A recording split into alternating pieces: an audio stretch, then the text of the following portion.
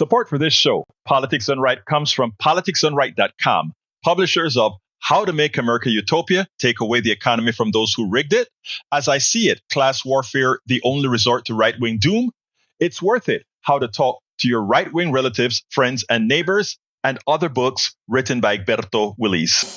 Welcome to Politics Done Right. My name is Egberto Willies, your host. Good morning, Houston. Good morning, Harris County. Good morning to the great state of Texas. Good morning to Northeast Texas, Southeast Texas, Northwest Louisiana, Southwest Louisiana, and to every nook and cranny receiving the signals from our 100,000 watt transmitters emanate or putting them into those boxes known as radios, aka the Howard Reynolds machines. Folks, welcome to all our international listeners as well.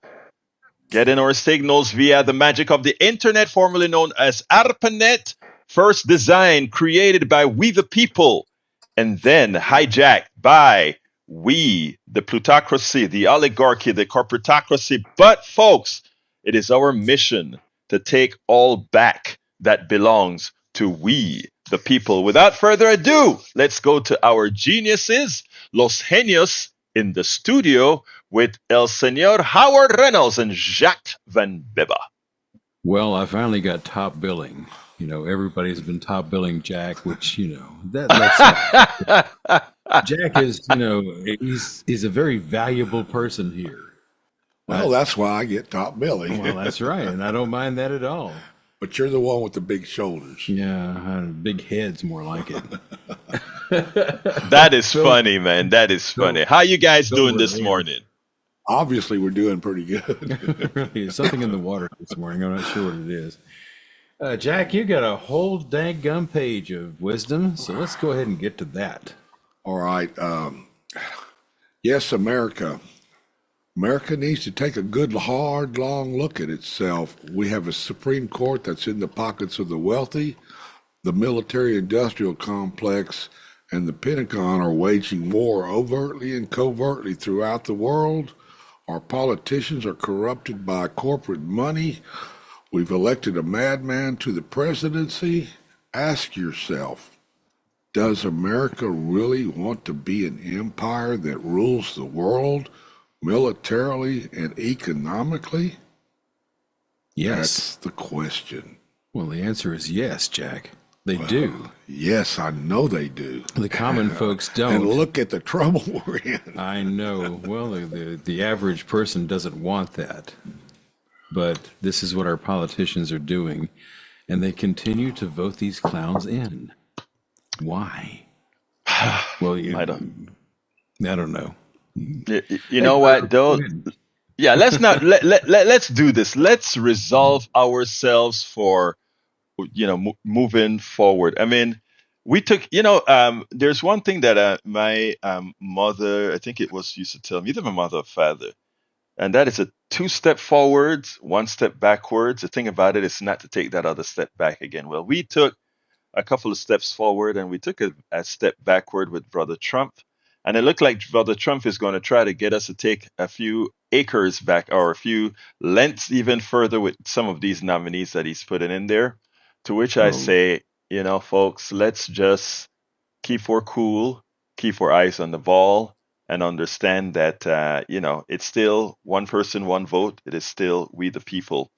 Beforehand, before I come out with this short monologue, let's bring in our star guest of Thursday, the person that's always here, which is Neil Aquino, founder of the Houston Democracy Project at HoustonDemocracyProject.com. I love this guy who's out there always busting his AWS to really keep people informed and make sure that he's where the action is locally and nationally. So without further ado, we have El Señor Neil Aquino. How are you doing, my brother? Right. Good morning. Good morning. Good morning, everyone. Good morning, world, the vast KPFT signal and streaming and world. And it's another great day here in Houston, Texas. Yes, it's a great day in Texas. But Neil, let's start with you. I can say my stuff anytime. There's something that's really irking you, and the reality is because it is so sinister. Why don't you tell us a little bit about that? Well, that could be anything. You've opened the whole door, but there are two topics I had this morning, and I haven't yet had a chance to blog on them. But there are two topics. We haven't mentioned lately our lousy HISD board of managers, which is a collection of 9 scoundrels appointed in essence by Greg Abbott when the elected board was toppled and deposed. And that elected board actually remains elected. There are still actually 9 elected school board members, and a few of them occasionally you will see some of them. So they have the board of managers, and that the people of Houston recently rejected the HISD bond, and I think the majority was something like 60-40. So they have meetings monthly. They have other meetings, but they have a main monthly meeting, and they are now limiting public comment section. So they've had a as do other school boards have something called a hearing of the community. I don't know another school board, but you can speak to non-agenda items at this hearing of the community. And from the Houston Landing, board members voted 8-1 to advance a policy that would eliminate a portion of the meetings called hearing of the community, where members of the public could address the board about any district-related matter. So, in my experience, a few things happen. People do bring up issues. I don't like the principal here. There's not enough crossing guards here. What about the program at this school for my child? And then the people who have opposed it. So Ruth Kravitz of Community Voices for Public Education has sort of been the leader of opposition to the takeover. And the meetings have gone very long. The meetings run very long. Now, they signed up for this. They signed up. You had to volunteer to be a board manager. So they also, according to the Landing, in November, members gave themselves a 1 out of 10 rating on community engagement at their annual self-evaluation in November, right? So they said, so what they've been arguing, Mike Miles, the superintendent, has been arguing that these people coming to the board are not representative. And yet, obviously, they are representative because the people rejected the bond primarily because of Mike Miles. So people have been coming to the board, criticizing the thing. The meetings have been going late. The board president, Miss Audrey Monani, says, let's do community engagement in a way that's authentic and actually having communication with the folks raising concerns. But that's where you can go and raise concerns. I find, I just don't believe the words that you're saying. It reminds me of when activists go out there to fight for policies. They like to say, well, those are the activists. Those aren't the real people. Just maybe if, and I love her, etc. So my progressives don't get on my back. But maybe if some of if some of Harris's people had come and talked to the activists, they would have heard the concerns that we had. That would have helped mitigate that loss. I'm sorry, the activists do have the pulse of the common person. Go ahead, my friend. Well, that was a definite objection to Colin Allred's campaign. That It was very remote. Under the Texas Open Meetings Act, school boards are required to provide the public an opportunity to speak about items listed on the meeting agenda. However, legally, don't have to give people opportunity to address the board. So what you could do, what I might, they could have an item 53 to buy paper clips. And, so you can speak on the agenda. So you could say paper clips hold things together, just like an elected school board would hold communities together. And then you could... but I encourage people so that in the January meeting is going to be the final vote. This policy, it takes two votes or 2 readings. And I encourage people to go to the January meeting and object to this, and to be mindful that this unelected board, it's really unbelievable. This is from the Landing again. All Houston area's largest school districts, including Cy-Fair, Katy, Fort Bend, Conroe, and Aldine, offer the public an opportunity to speak about non-agenda items. And some of those boards are, they are controlled by the right. Cy-Fair, Katie, I know is. I'm not. And Fort Bend has just been doing right wing anti library policies. So these are, you can pick your poison, unfortunately. We have the Yeah. unelected school board here. And then in these other places, because people don't show up for school board elections, Cy-Fair, which is, I think, the 49th or 50th largest district in the United States, is incredibly diverse, but it is a far right, I think 5-2 majority, and it's a tragedy, really. So, first topic today was they're getting rid of that. So, A, you don't have an elected board, and B, you can't comment. They're eliminating your general comment And section. you know what? Why that is important as well is when you said you don't have an elected board, it's not only that you don't have an elected board, but what they're saying is you don't have input to that board because if the only thing on that board that can be spoken about when you go for public comment is on That's the what they put. agenda, it means that they dictate the agenda and you Right, follow. While if you have other things you can talk about, you can bring other things into the fold. So I mean right. that is completely and entirely anti-democratic, and That is you know, right. so I mean they're not even trying to put a facade on it. It is anti-democratic, and it's where we're heading with what you know, which is why, and I'm taking my host hat off here. This is why in this upcoming 4 years, that's the only recourse that folks are going to have to be out there, and they're going to have to put their voice, their bodies, their finances on the line because that is going to be the only way to prevent exact. I mean, you know, Neil, what you just stated there, right? It sounds simple. Well, the board voted that the only thing they can speak about are the things on the agenda. Okay, great. But when you hear the board is unelected and the Right, board sets the agenda. So therefore, right, since you can only talk about what the board wants to talk about at that point in time, it's not a democracy and you have no say in your school board. No say because they dictate from the top. right. It's all dictated from the top, and so and they keep saying that the people speaking are not representative, and yet the public rejected the board 60-40. News account after news account said it was because they did not like Mike Miles. Even the Chronicle editorial was initially open to Mike Miles.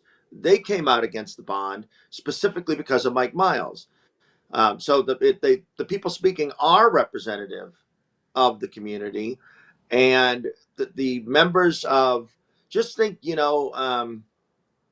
remove. It's just unbelievable. Well, Those board members are 9 of the biggest scoundrels in town. but it's not only that. Mike Mouse, they follow their leader. Mike Mouse is an authoritarian.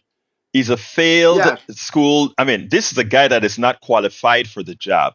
This is a guy that doesn't even have what's the word, certification when he got the job. right, Don't you would hope that as he got the job, he would do the decent thing and get himself certified and qualified. But here we are. They're talking about a school system that has some issues, but the type of results that they want is to put unqualified teachers to solve the problem. They want to have teachers that are not necessarily certified. I mean, it is simply, this has nothing to do with our kids. This has nothing to do with their education. This has everything right, to do with the continuous privatization for the monetization of your kid's body into the pocket right. of a few. And that's I why people didn't want to give them that bond money. That's why people didn't trust him. They didn't trust him. exactly. Second topic I want to talk about. So this is, I want to bring it to a local angle, but this is a national NBC News article. Incoming Trump administration intends to rescind longstanding policy that has prevented Immigration and Customs Enforcement (ICE) agents from arresting undocumented people at or near so-called sensitive locations, including churches, schools, hospitals, events such as funerals, weddings, or public demonstrations. So now you can. Um, that policy dates back to 2011 and continued through the first Trump term. Continue. So this stuff is coming. This stuff is coming, and it has been brought to Mayor Whitmire's attention at council. I watched the council meetings once by me in October. I said to council, basically it's coming. What are y'all going to do? They don't want to talk about it. It's been brought up to Mayor Whitmire other times by speakers on a couple other occasions, and he just mumbles something about like, this is before the election. Well, it isn't legal, as if the Supreme Court won't ratify it in the end, whatever the challenges are. And they're not going to do it. He said on a couple of occasions, well, logistically that's impossible. Well, our state land commissioner Dawn Buckingham keeps offering land to the Trump administration to build detention camps. She's offered one place specifically and has made clear she'll offer others.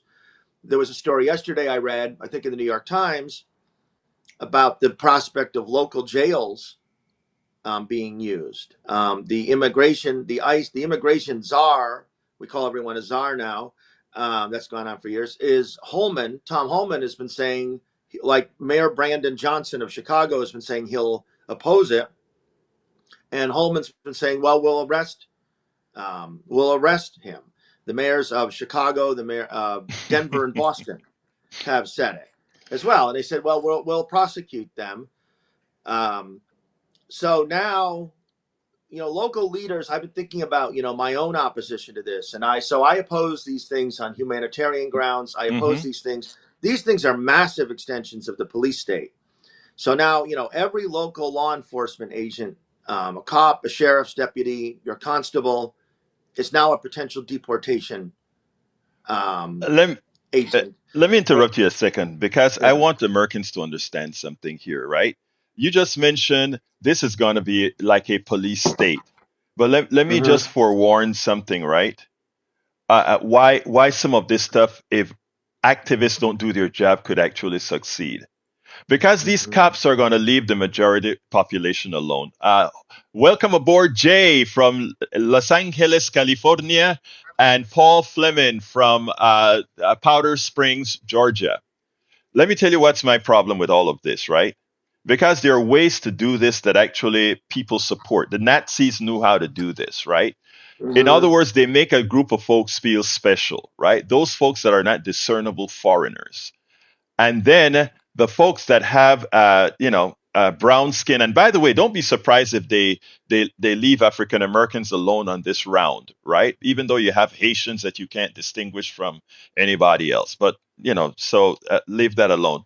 But at this point, they centralize on folks that they can sort of identify, they believe came from the south of the border, the Guatemala look, the Honduras look, the Mexico look, all that kind of stuff. This is not about anything other than, again, the monetization of people's bodies. Because you heard that congresswoman that says, hey, I have land. And then some other person is going to say, I can build this. And the idea is to have people funded by your tax dollars to lock folks up. And then, so that will be one source of income. The income made from locking people up, feeding them as they wait for their court date for deportation, which may take forever, but they'll be making monies on that. But the other way they intend to make money is on the bribe scenario. Don't think that the farmers in Georgia, when it's time to collect their peaches, or the people cosechando, picking their crops in New Mexico or California, that they are not going to demand bribes from those businesses, meaning donate to this PAC or donate to that PAC, and we'll turn our eyes away from those undocumented workers that are picking the crops over there. This is well designed for making billions of dollars for a few people, and Americans don't get it. They don't get that this isn't about just being, for those people on the right wing. I mean, I'm talking about those crazy militia folks. They generally hate these people, but Trump don't hate these people. You wanted to say, sorry, go ahead, my brother. Well, no, you mentioned militia, and I'm pulling. There's a story actually in yesterday's New York Times about, I'd have to find it, about militias wanting in. Yes. About about right-wing militias, and I don't have the story in front of me, but the upshot of it was that these there are right-wing militia groups who are offering their services. Um, Here, far-right militias seek role in Trump deportation plan, and this is yesterday. This story. A few days after the election, William Teer, Teer, who runs the Texas Three Percenters, right? Maybe you've seen Right. Yeah. their Oh, yeah. stickers on your local Yes. ridiculous pickup truck. A local far right militia group, though they're all over, wrote to Trump with an offer. His organization would help Mr. Trump carry out his plan. I want to extend my willingness to assist in cooperation with law enforcement and community programs to promote the safety. And remember, security, remember, come January 20th, our federal law enforcement will be run by criminals. Yes. That a felon will be in charge. The January 6th people will be pardoned. That our federal law, and you never see the police. They keep bashing the FBI, and I don't want. We don't need to use time on politics done right to defend the FBI, but you notice that the police unions aren't complaining. You think they would be saying we're defunding the FBI, Mm-hmm. we're bashing our federal partners, because you hear all the time, some big criminal is caught, and Sheriff Gonzalez says, "Thank you to our federal partners," right? And so, Mr. Trump has yet to respond. The Trump transition team says the mass deportation plan would use state and federal resources. And then lastly, with this, Richard Mack, founder of a group of hard right sheriffs, so that's those constitutional sheriff nuts, Mm-hmm. said if members of his organization assisted with the initiative, meaning the groups such as the Three Percenters, it would be a lot easier, a lot cheaper, and a lot more effective. So in Missouri, I saw there's a law being proposed allowing a $1,000 bounty. Mm-hmm. In Texas, if you report someone who has enabled someone to get an abortion, there is that $10,000 reward. If you report someone, they Mm-hmm. help so and so go to New Mexico. So, right, we got bounties, we got militias, we got sheriffs who don't follow the law, and then I want to end this topic just with saying, Mayor Whitmire, to what extent are you going to cooperate? Sheriff Gonzalez, is there room in the jail? Harris County commissioners, what are you going to do? Members of Armando, State Representative Armando Wally likes to talk about these things. He doesn't do much to help in campaigns to help elect, people who would oppose this. So people are going to need to see, people need to object from their own conscience on humanitarian and police state grounds. That's it. That stands alone. But people are going to need to see leadership from impacted communities. People are going to need to see leadership from impacted communities as well. Let me tell you, Neil. First of all, this is not going to come from elected officials. Okay. It's not. No. I'm just saying point blank. These elected officials, and specifically the Democrats, have, to me, in my humble opinion, and are coming out to be a whole bunch of wusses. I don't hear, as Trump is doing what he's doing with the FBI, as I am articulating the creation of these camps to make money. Again, like I said, forget about the hate and all that kind of stuff that's going to come from the militias, okay? Because Right. they're the only ones who really hate people. All right. Assuming the militias don't get a contract. Right. It's not difficult to see the militias getting a contract. Well, look, we already do it overseas. Overseas, we have contracted armies that do the work Right. for us. Okay, so we have BlackRock that does. We know that, and that's just come in here because if we're going to have the mass deportation, we don't have a police force ready to do that. So therefore, that will give Congress the ability to say, you know what, we are going to deputize and contract out this work. They may have some little program to get some sort of a certification done and lay these guys out in the field. And these guys, we know exactly what's going to happen. And we know that Trump is the kind of guy that says, crack the person's skull if he gets in your way. So look, the leadership is not going to come from our elected officials. What we have to do is have this begin on the grassroots and then start building elected officials from the grassroots. I mean, that's why I love in Florida where they elected Maxwell. Maxwell, I don't remember his Frost. Max. Yeah, Max. A Gen Zer, and we have others that are coming up and running because these guys are out there in the field. These other politicians are just trying to appease Trump at this point. But you know what, Neil? Hold your horses for a bit. Let's go to Johnny. Come on in, brother Great. Johnny. Oh, and because that quickly, let me get into the safe room for sound. Okay, Oh, so you are out in the field, Johnny. Are you Oh out yeah. reporting from Okay. the field, Johnny? I'm reporting from the field. I'm on the run. That's the new reality. Anyway, I was telling Magic Jack when he answered the phone. I says, a maybe not theoretical good morning, maybe today, just for today, a good morning in light of the news from Brother Aquino. And that's my question for Brother Aquino. Sir, when you brought us the good news about, you said it was a 60-40% rejection of the bond. Right. If that's correct, my next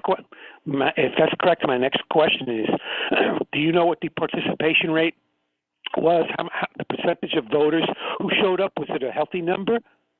I just know that the county participation I've read was 60%. The bond was just HISD persons. I'm going to wager it was slightly lower because it was City of Houston, but county participation was 60% in the recent election. Oh, that's higher than I thought. Neil, I didn't even know that. Well, you got to think about it though, how tenuous, because 60% of people voted, and essentially the vote in Harris County was 50-50, right? Hmm. Harris got 55%, Christian Menifee got 51s. So if you think about it, 40% didn't vote, 30% voted Republican, 30% voted Democrat. And that really shows Ouch. you the challenges Yeah. in for the Democratic Party, because here we are, what's seen as a Democratic county, the most diverse county in America. But the reality is, when you go out today, you're out driving around your day, basically 1 in 3 eligible Harris County citizens voted Democratic, and 2 in 3 either voted Republican or stayed Or home, didn't to give vote. you a Yeah, sense I of the hear. challenges. That's terrible. Johnny? And so at these percentages you just presented, they still rejected that bond. Yes. Yeah, they reject. Yeah, because By Republicans. It was what was interesting about the bond, as the board says, the so-called board of managers says that that the speakers don't represent the public. The Harris County Democratic Party, Republican Party, Libertarian Party, and the local socialists, Democratic Socialist of America chapter, all of those entities and the Chronicle came out against the board, so they had a healthy majority. Okay, I'm sensing coalition. Coalition is the new watchword, as I've Yeah. been hoping for so long, and that's going You to be the know, new way. Johnny, I'm glad that you said coalition because I'm of the belief right now that this is a time where we should be, when we see some of the evil that's going to be coming out in this country in the next year. This is a chance. I mean, you hear me say all of the time, most people are good people. This is a chance to let people's goodness come out. So That's I am right. We with got a you. lot of opportunity for that. Yeah, Yeah, absolutely. Yeah. I'm with you, brother. So before I leave, let's just have this positive thought. So in spite of all the billions with a boy, billions of dollars that the corporate industrial oligarchy pump into elections nationwide and overseas in order to sling the governments towards the right, in spite of all that, this result that happened. So that's a good morning for me. Wait a minute, Johnny. I am so happy you said that, Johnny. I am so happy you said that. And let me tell you why I'm happy. Right now, Democrats are. Thank you so kindly, Alice Aaron Dreams. Thank you so kindly. Let me just say this. This is very important for me to say. The Yes, sir. Democrats are going up and down, trying to self-examine, etc., etc., etc. Right? Because they lost. But here are the things that I think is sad that that Democrats don't quite push and realize. When Hillary Clinton in 2016 loss. She won the popular vote by 3 million votes. So in reality, most Americans were on the side. When, even with the apathy that we had, with all the things that we had, Donald Trump beat in the popular vote beat Harris by 1.5 or 1.6%. But let's go a little bit deeper into all of that. With all the money spent, with all the misinformation, with all the things that Harris didn't do to counter the misinformation, Donald Trump still could not garner 50% of the American vote in public. So what so while it is people beating up themselves on what went wrong, there's a lot went wrong in messaging, and there's a lot went that is wrong with neoliberalism, but there is so much that can go right because it's such low hanging fruit. Continue, my brother Johnny. I have a request. I don't know if you personally know Mayor Mondale Robinson. But Of if you course, I do, know him personally. I have interviewed him twice. I meet him once a year at Netroots. please ask him to. I came across a video last night of him Hmm. saying that he's no longer taking monies from and will not offer video appearances for TYT, Right. and he says that he's not going to. He says he's not going to sever relations with them. He says, but his appearance in another show might result in that. So if you can please speak to him and let him know that the last thing we need to do, and I understand his personal circumstance, I think it's horrific that he has to be on the run with his family because there's a bunch of morons in this country who are self-entitled, ill-informed, poorly educated, who make it a requirement for him to stay alive in this way, having to live on the run like that. That's wrong. But at the same time, to publicly disassociate from TOIT, I think his criticism of TOIT is premature. And I, for one, as a listener or supporter, would not be ready and willing to throw the baby out with the bathwater, because right now is the worst time to do that.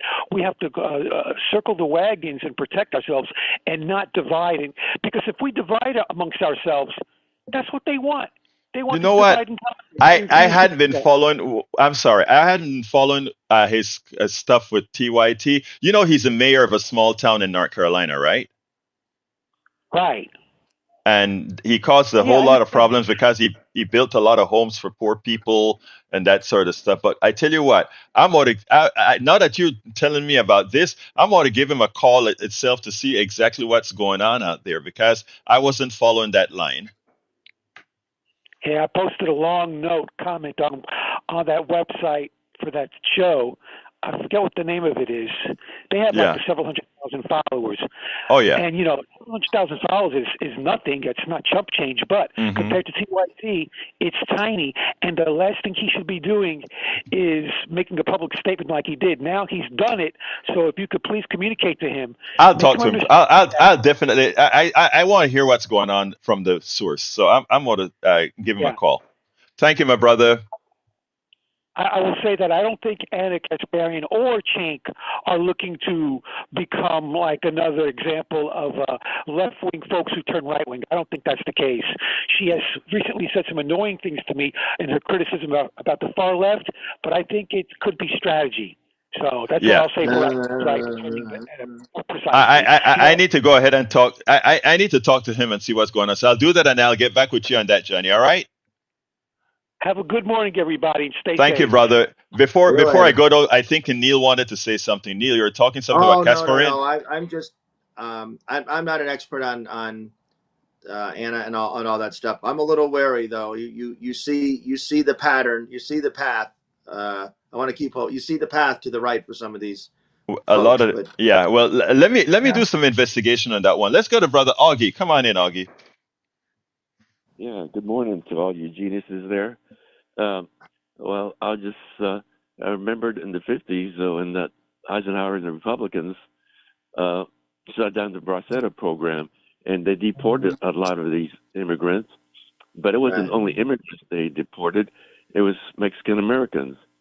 And back in the 50s, when they talked about us Mexican Americans, they would always leave out the American part of us. and they would just call us Mexicans too, even though we were born here. And that's what we're going to be going back to. It seems like when they start deporting with immigrants, us Native Americans better watch out because we're the same color. We look like they do. And they were talking about militias. Well, when Trump was around, there were civilian Christian groups that would put water out there in the desert in Arizona and New Mexico. Well, militia groups, civilian groups that were armed, went over there and overturned the water that these Right. other groups were putting out there for the immigrants who were dying on the desert. And it looks like the Republicans don't care about all these people that were dying.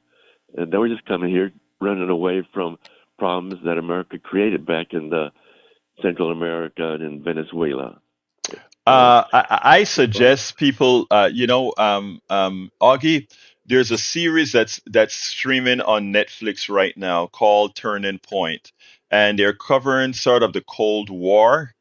And I would suggest anybody listening right now put some time away and watch that series. You'd learn a whole lot. We love to hate on Iran, but there's little that people know about Mossadegh.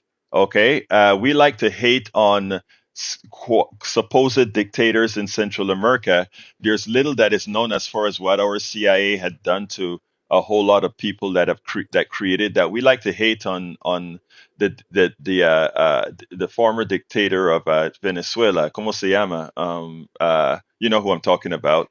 Chavez. Chavez, Hugo Chavez. But they don't talk about what the oligarchy in cahoots with our own oligarchy has done. What I always say is the reason why people like the idea of banning books, the reason people like the idea of not educating folks is because when you get educated, you find out, oh my God, there is actually some reason to the madness. And I hope, and that's one of the things I hope to do with programs like this and the blogs that I write and pushing the blogs and stuff that Neil writes and other good bloggers out there, because we are not being informed, and not being informed have us making the very wrong decision. The series Billy Allison is called Turning Point. Billy Allison is on our chat right now. It's called Turning Point, and it's on Netflix. I don't know what season they're in right now, but this one is excellent. And I mean the narrative, the fact-based information that you can actually verify, it's all there. But I mean, go ahead. I'm sorry. Let me make two quick points. That's right. They will deport American citizens. They have been asked. They keep it nebulous as to whether by design, whether intentionally, or they'll give people the option. But you get a family of 6, 4 are undocumented, 2 are American citizens. Maybe one of those American citizens is 5 years old, or maybe one is the father or the mother. And they'll tell them, you can go with them. You can go with them. There's going to be circumstances where the parents are undocumented, the children are here. That's why they keep going after birthright citizens. And then Augie also mentioned Christian groups. Ken Paxton has gone after Catholic charities in El Paso. They will go after liberal Christian, or not even liberal, but they will go after, the mainstream Catholic Church. They'll do whatever they want to do. Yeah, it is sad, but you know what, Augie? Like I said, they start one place, but eventually this is what a lot of people don't understand. When I talk about capitalism, sometimes people get a sour feeling because we've been indoctrinated into the system, right? But when you look at the mathematical formula that governs capitalism, that growth formula, right? It is unsustainable. And what that says is you have to keep eating. You eat other countries, you eat your own, and eventually you start to eat your own people, right? And that is what's happening. That is what has happened, right? We have eaten all the other things, so we have to now eat our own. And then while we're eating our own, we says, hey, it's not really our own that we're eating. The problem is all them foreigners that are coming over here. As they throw the foreigners out, they're going to realize, like, oh my God, these foreigners were more an asset than a liability, because now things are going to be very different. Consumption is going to fall in some areas, and the inability to support is going to rise. It's just amazing, Augie, what is in store if we Mhm. don't mitigate what has happened. Go ahead, Augie, before I go to Betty. Yeah, and these minorities here, Native Americans, don't realize we're going not forward by electing these Republicans. We're going backwards. Back in the 50s and 60s, hate, prejudice, bigotry was legal until JFK and LBJ said, no, we need to integrate our schools. We need to do away with this bigotry that we got with the hate. And Trump and the Republicans want us to go back. Abortion was illegal back then. And the Hmm. newspapers, they were talking about teachers, nurses, housewives, and every once in a while businesswomen that were dying all this time because abortion was illegal back then. And now Hmm. that it was made legal, everything is fine. Now we're going backwards again. Well, Um, but, y- guess and then what? the Oh, I I'm grew sorry. up, Go ahead, Augie. yeah, we were taught about how great all our heroes were. We were never taught about the blemishes they had. Nobody was perfect. Uh, George Washington was perfect, and Andrew Jackson was perfect. Uh, and I was the boomer generation in the 60s when he went to Vietnam. And I remember some boomer said we were the last generation, the boomer generation, to believe that our government never lied to us because we were lied to in the 50s and 60s. We weren't told how imperfect they were. In Texas, everybody celebrates Texas independence when he broke away from Mexico. It wasn't independence. It was the first war secession. They seceded from Mexico. The first illegal immigrants were the Americans that came into Texas, which was part of Mexico at that time. And so it wasn't a war of independence. It was a war of secession, and it was also about slavery. Texas independence was the very first, and slavery and secession war, and then the Civil War was the second one for the Texans. But and that's You what know, we're going through now. Okay, thank you, my brother. I mean, I gave that little history lesson there that I think a lot of folks don't quite realize. The border actually moved south. It wasn't that a lot. I mean, it is again, but when you don't know that, and that is why you don't see me just attacking folks that say foolish things, because by design, we don't know a whole lot of stuff. We don't know our real history.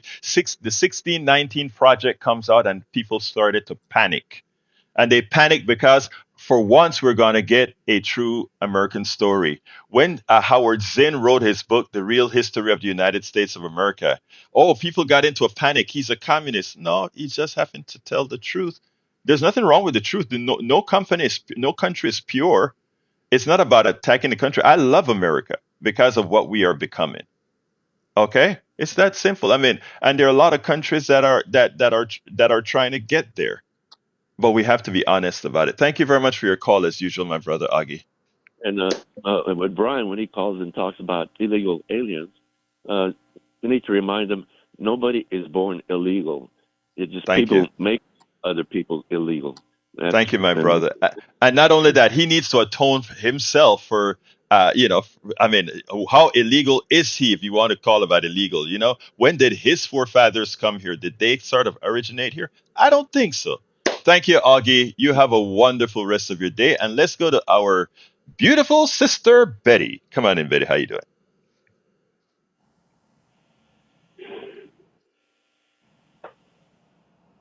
Betty, you're on.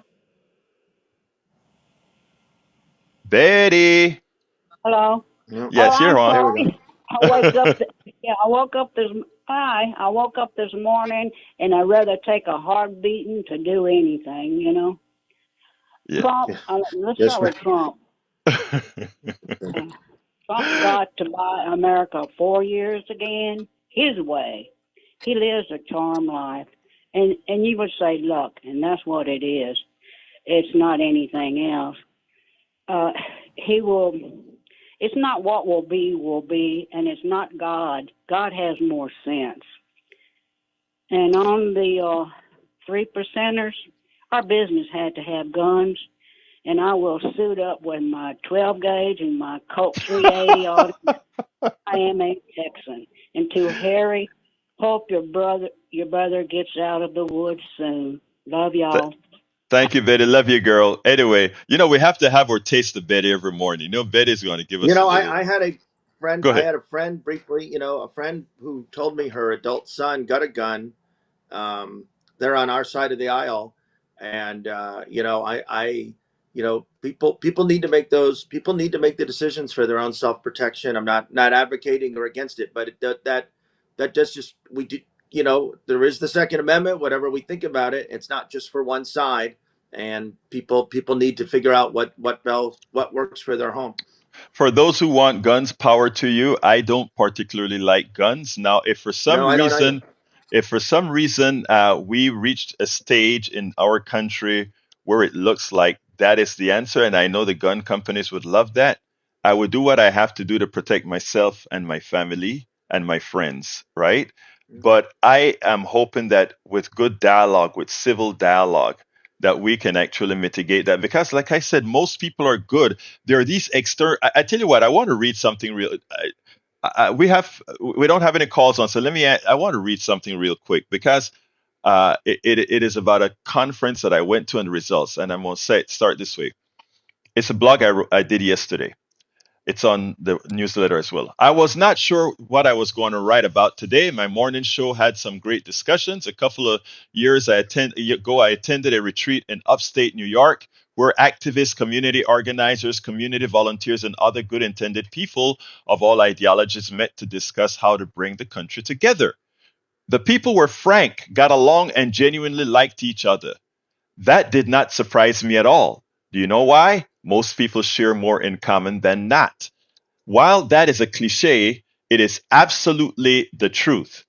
One retreat organizer sent a message that hit a nerve as he commemorated the event. The event was 2 years ago, and he just sent this out. He said, this is what he wrote to us, to about several of us. Are we naive and do we not represent the Americans or what the Americans are thinking? He asked. While we all believe that when a society is cohesive and people feel connected to each other and trust and support one another, it will lead to a more harmonious and stable community. But are we missing something? Do most Americans believe this? What are we doing wrong? Are we just preaching to the choir? Just as we are asking America to open to change, we too must be open to change. I believe it is time for us to question old assumptions if we are to be successful. I replied to him. I said, I have two answers to your questions. You asked, are we naive and do we not represent what Americans are really thinking about? The first answer that we do not have it wrong at all. I see America through many eyes because of the multitude of identities, both foreign and otherwise, I have. I can see America as the outsider based on the propaganda America sells and the reality of being an American. The exported American story and history books of the American story is wonderful and should be considered aspirational. But we never had a history that warranted the phrase, make America great again. Our group should believe in MAGFA, make America great for all. Our conflicts are that for the few that control our narrative expansively, they have promoted a nostalgia that most never lived irrespective of their identities. But they have convinced the majority identity that their inability to achieve the dream is a result of those others. The fact is, those others do not exist. It should be we Americans. But when there is a class in a system of manufactured scarcity that uses resource to control, it necessitates division and deception manufactured as truths. So the second answer is the following. In a controlled environment, we are on point. When we leave that controlled environment and absorb the externalities, it allows the fears and prejudices instilled in us because of how we were reared, the untamed animal nature of the masses to reemerge.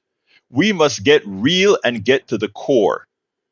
And I followed up with a few other things, pointing out who we really are. And until we accept who we really are, we can't change. So the question the guy had was, are we doing it right? And my answer is yes, we're doing it right. And how do we know we're doing it right? When we bring people together they all spill their guts and they talk about the things and there is common ground that we meet. But when we meet the externalities, the Fox News is the all these things that are giving you bad information, then we have the problem. Harry, come on in real quick. We're running low on time. I trust that your brother is doing fine, Harry. Yeah, I was about to comment on that because Betty made some comments a few weeks ago, and I thank her for her kind words. My brother's taking his meds. The only thing he has a problem with is when it gets cold. He sometimes gets hit when we get these cold blasts. The histamine attacks affect him. But his main problem was he had a lot of fluid buildup, as I mentioned a few weeks ago. But in the hospital, they drained a lot of that fluid. Well, look, for his, I love your brother. Tell your brother I say hi, but I need you to kind of wrap it up for me, my brother. Okay, I'm gonna wrap it up. I enjoyed what Donnie said. I heard some of those interviews you did with Mondale Robinson. He's a good man. I'm glad that he helps poor people and he looks out for colored people. And as Jack Van Dever would say about Mike Miles and has said in the past, Mike Miles is a snake in the grass, and it's good that they rejected that bond because Mike Miles will just misappropriate the funds. Thank you. Aren't stupid. They see him for what he is.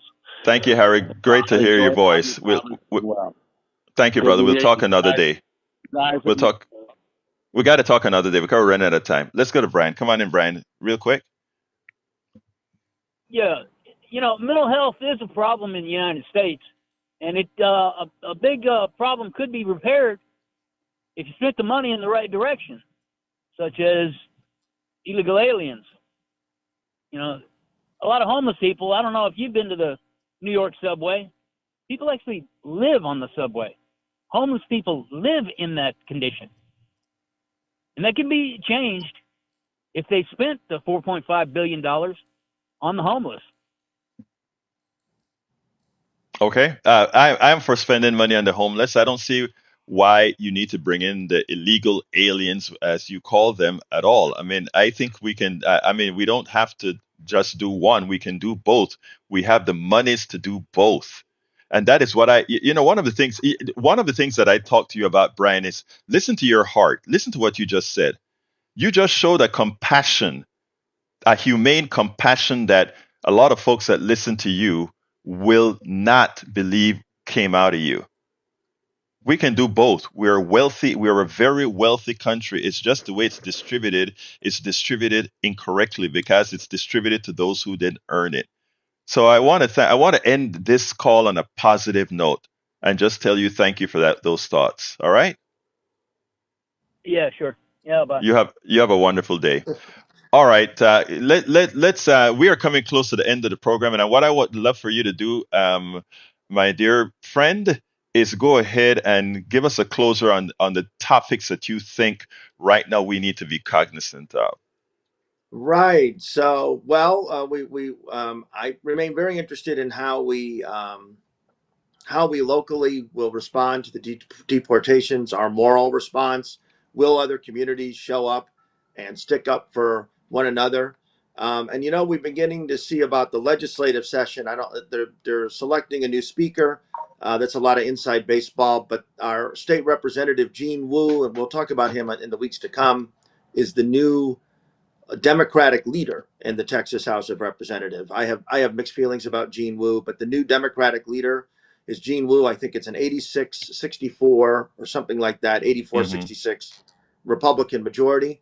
So those are two topics, and you can go to HoustonDemocracyProject.com, HoustonDemocracyProject.com, and there's a blog where I stick pretty much all to local.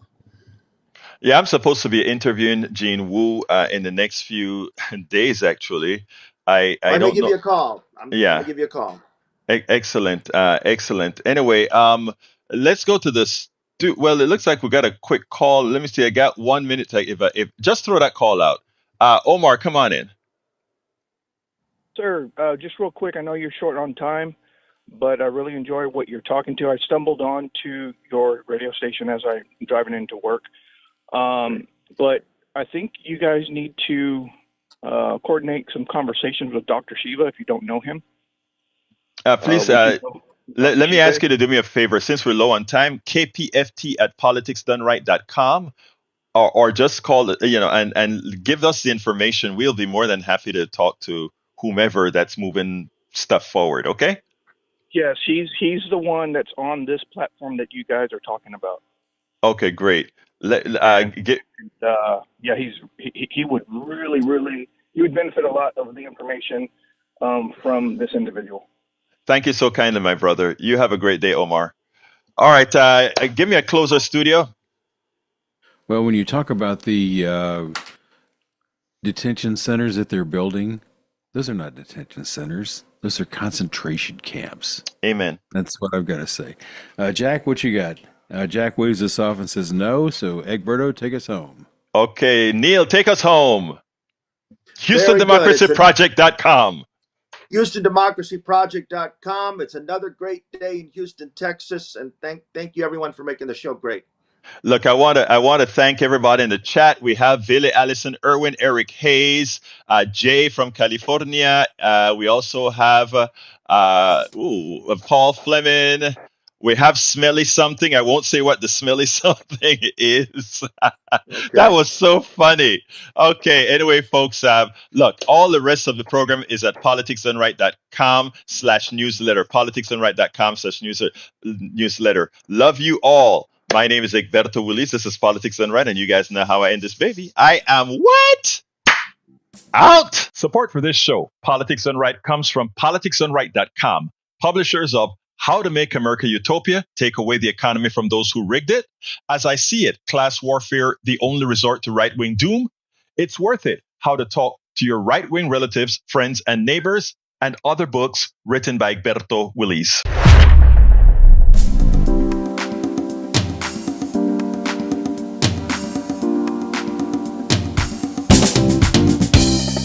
Welcome to Politics Done Right. I am your host, Egberto Willis. This is a progressive program that will take the mystery out of politics. This is the program that will encourage you to make sure government becomes we the people. Whether you are liberal, progressive, conservative, or otherwise, you get to air your point of view. We are an independent media outlet that, unlike mainstream media beholden to corporations, we only owe allegiance to you. Remember, you can also send me a tweet at EGBERTOWILLIES. That is at Egberto Willis. Let us engage. It is Politics Done Right.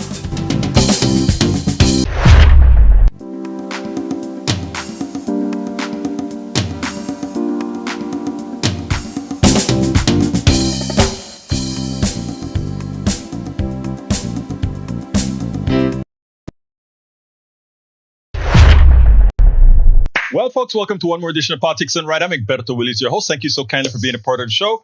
We are going to have a great show for you today. Anyway, folks, let me see. Guess what? Today, I am, for the first time, also broadcasting on a test version of, guess what? Substack. So we'll see how that works out. I guess I need to do something because it looks like we're not getting the full screen in the right way. I got to figure out how to do that.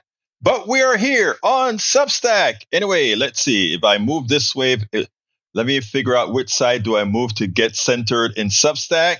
Oh, I guess it's this side that I move. All right, there we go. Anyway, folks, we are going to have a great show for you today. Welcome aboard. Patrick Magner says, meow. Patrick is from Houston, Texas. We got E2247. E2247 is from all over. We also have Melanie Keelan from Barcelona, Spain. And in the house is AVQ Michael Rudden in Brooklyn, New York. He's still under the weather, but he has something long that he wants me to read out. And if he has something long for me to read out, you know I'm going to do it. All right, let's get busy. All right, beforehand, what are we going to talk about today? Today we're going to talk about Kamala Harris lost because of two truths that aren't mutually exclusive. And also, Kari Lake. Really? Really, Kari Lake? All right, yeah, that's what we're going to talk about. Michael says, nah, I'm fine. I think fully recovered from the flu. Okay, great. I'm glad. Yesterday you sound like you're in pain, or a couple of days ago you were in such pain you're in bed or tired or I don't know, something. Bruce Pollard said, "Estamos aquí." Great show this morning. Hey, thank you, brother. Appreciate that. You know, Neil Aquino is my iskumbum, my brother from another mother, and he come and does his things at KPFT at 6 in the mornings. Don't forget, folks, if you want to see us, right, KPFT 90.1 FM, you can listen on air, you can listen on the tubes, and more than likely, if this stuff all works out well, we'll also have it here at what would I say? We'll also have it here on the screen at Substack. Anyhow, so let's get busy. Michael Rudden said the following. Egberto, please read this one out in full from Ken Klippenstein. I've obtained a copy of suspected killer Luigi Mangioni's manifesto, the real one, not the forgery circulated online. Major media outlets are also in possession of the document but have refused to publish it and even articulated a reason why. My queries to the New York Times, the Washington Post, CNN, NBC to explain their rationale for withholding the manifesto, while gladly quoting from it selectively, have not been answered. I'll have more to say this later. On how unhealthy the media's drift away from public disclosure is, but for now, here's the manifesto. To the feds, I posted it yesterday though, but let me read it anyhow. To the feds, I'll keep this short because I do respect what you do for our country. To save you a lengthy investigation, I state plainly that I wasn't working with anyone. This was fairly trivial, some elementary social engineering, basic CAD, a lot of patience.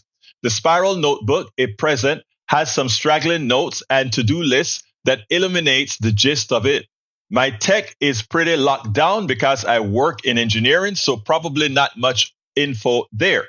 I do apologize for any strife of traumas, but it had to be done. Frankly, these parasites simply had it coming. A reminder, the U.S. has the #1 most expensive healthcare system in the world, yet we rank roughly 42nd in life expectancy. United is the indecipherable largest company in the U.S. by market cap.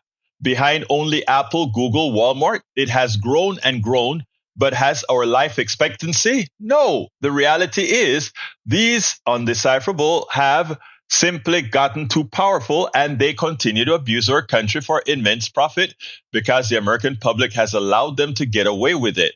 Obviously, this problem is more complex, but I do not have space, and frankly, I do not pretend to be the most qualified person to lay out the full argument. But many have illuminated the corruption and greed, Rosenthal, Moore, decades ago, and the problems simply remain. It is not an issue of awareness at this point, but clearly power games at play. Evidently, I am the first to face it with such brutal honesty. Okay, now that said, my reaction, no jury in this country will convict him. Expect jury nullification to the outcome. I don't know if we're going to get jury nullification. I am not sure if that's going to happen. And the reason I'm not sure is that going to happen is the media, first of all, again, it was a murder now, okay? Let's be clear, it was a murder. And when you are let me see how to put this. Because I'm an activist myself, but I wouldn't commit murder in the process. In as much as what I think most of these executives do, not only in the healthcare industry, but in many other industries, because they knowingly know that that they are causing unwarranted deaths, I would consider that voluntary manslaughter, what a lot of corporations do, because they know they can solve the problem with a civil lawsuit as opposed to going to jail. So I will agree with those who will characterize what corporate folks do as murder. But in a country of laws, we don't go out there and kill unaliven somebody. We don't do that. But let me back up though. For those who decide to do that, they should do that knowing that because we are a body of laws, that they will ultimately pay the price for breaking the laws that we currently have, with the expectation that maybe in the future people would say, that was a war. Because I want to back up a bit. I'm not playing Mr. Goody Two Shoe here. Because we as a country, when we want to get something that we want, as long as it's outside of the country or even in the country, our country has carte blanche to go ahead, maim, kill, hurt, harm, and nobody calls it murders, right? When America went into Panama, and I use this all the time because that is still PTSD on my psyche. When Bush invaded Panama and killed thousands of Panamanians, purportedly to arrest Manuel Antonio Noriega because he was selling drugs into the United States, then that was considered okay. Nobody went to jail for that or that. So I can see my brother Michael Radin's premise. But if you are an activist and you are going to commit a crime as an activist, you do so knowing that said crime may land you in jail. You will be a martyr and you'll have the respect of a lot of people because they will see you as a fighter for good, if what you're fighting for is good, But let me tell you where I would like to take this. There was a story today that Katie Tur did of this woman who had an appendicitis, and her appendix had blown up. She had to get to the hospital quickly. The ambulance took her to the quickest hospital they could get her into. She got her procedure done. Everything was A-OK, and everything was denied by the entire surgery was denied by the insurance company. And that person appealed 3 times. And on the last appeal, they told her it was her fault that she didn't go to a hospital that was in network. It was her fault that she didn't go to, the ambulance took her. She is in utter pain. She is fighting for her life. And we are saying we have a healthcare system that while you are fighting for your life, you have to be concerned about how do I get to the right hospital. I had a high blood pressure crisis at KPFT 90.1 FM in Houston once. My blood pressure got up to 240/1 something, and I was like, I think 141. I don't remember. It was real high. And I felt jittery, and they took my blood pressure. And when I saw that, I thought I broke the machine the first time, took it again, and we finally got a pressure. I started to drive off. They called the ambulance. The ambulance came. Long story short, I went into the ambulance. They gave me oxygen. They gave me brought the pressure down to acceptable. I think it went down to like 190/120. I don't know, but crazy numbers still. But I asked them, they asked me, what hospital do you want me to take you? I don't know. I don't know all the hospitals that I need to, what is in, out. So I told them, I don't know. But I said, wait a minute. Is this going to cost me for you to transport me to the hospital? They said, oh, yeah. I said, if I get out here now, will it still cost me? They said, no, we have to deliver you somewhere for it to cost. I said, bye-bye. I jumped in my car and drove to one of the emergency rooms. Okay? There's another story for that emergency room I won't go through right now. But the fact is that it is so easy for you in your stress time not to know where to go, and to have a healthcare system that depends on you knowing these things to go ahead and put you over is murder. Now, a lot of people, because they have to figure out what hospital they need to go to, they don't know if something is covered or not. They feel a pain in their chest. They say, you know what? I don't know if this is covered. I'll just take an aspirin. I'll just take something for the pain, and they die. That is a known outcome. The insurance companies know that that doubt in people's minds will cause people to die. Voluntary manslaughter, because they know that the act that they have will likely create dead people. So to claim that somehow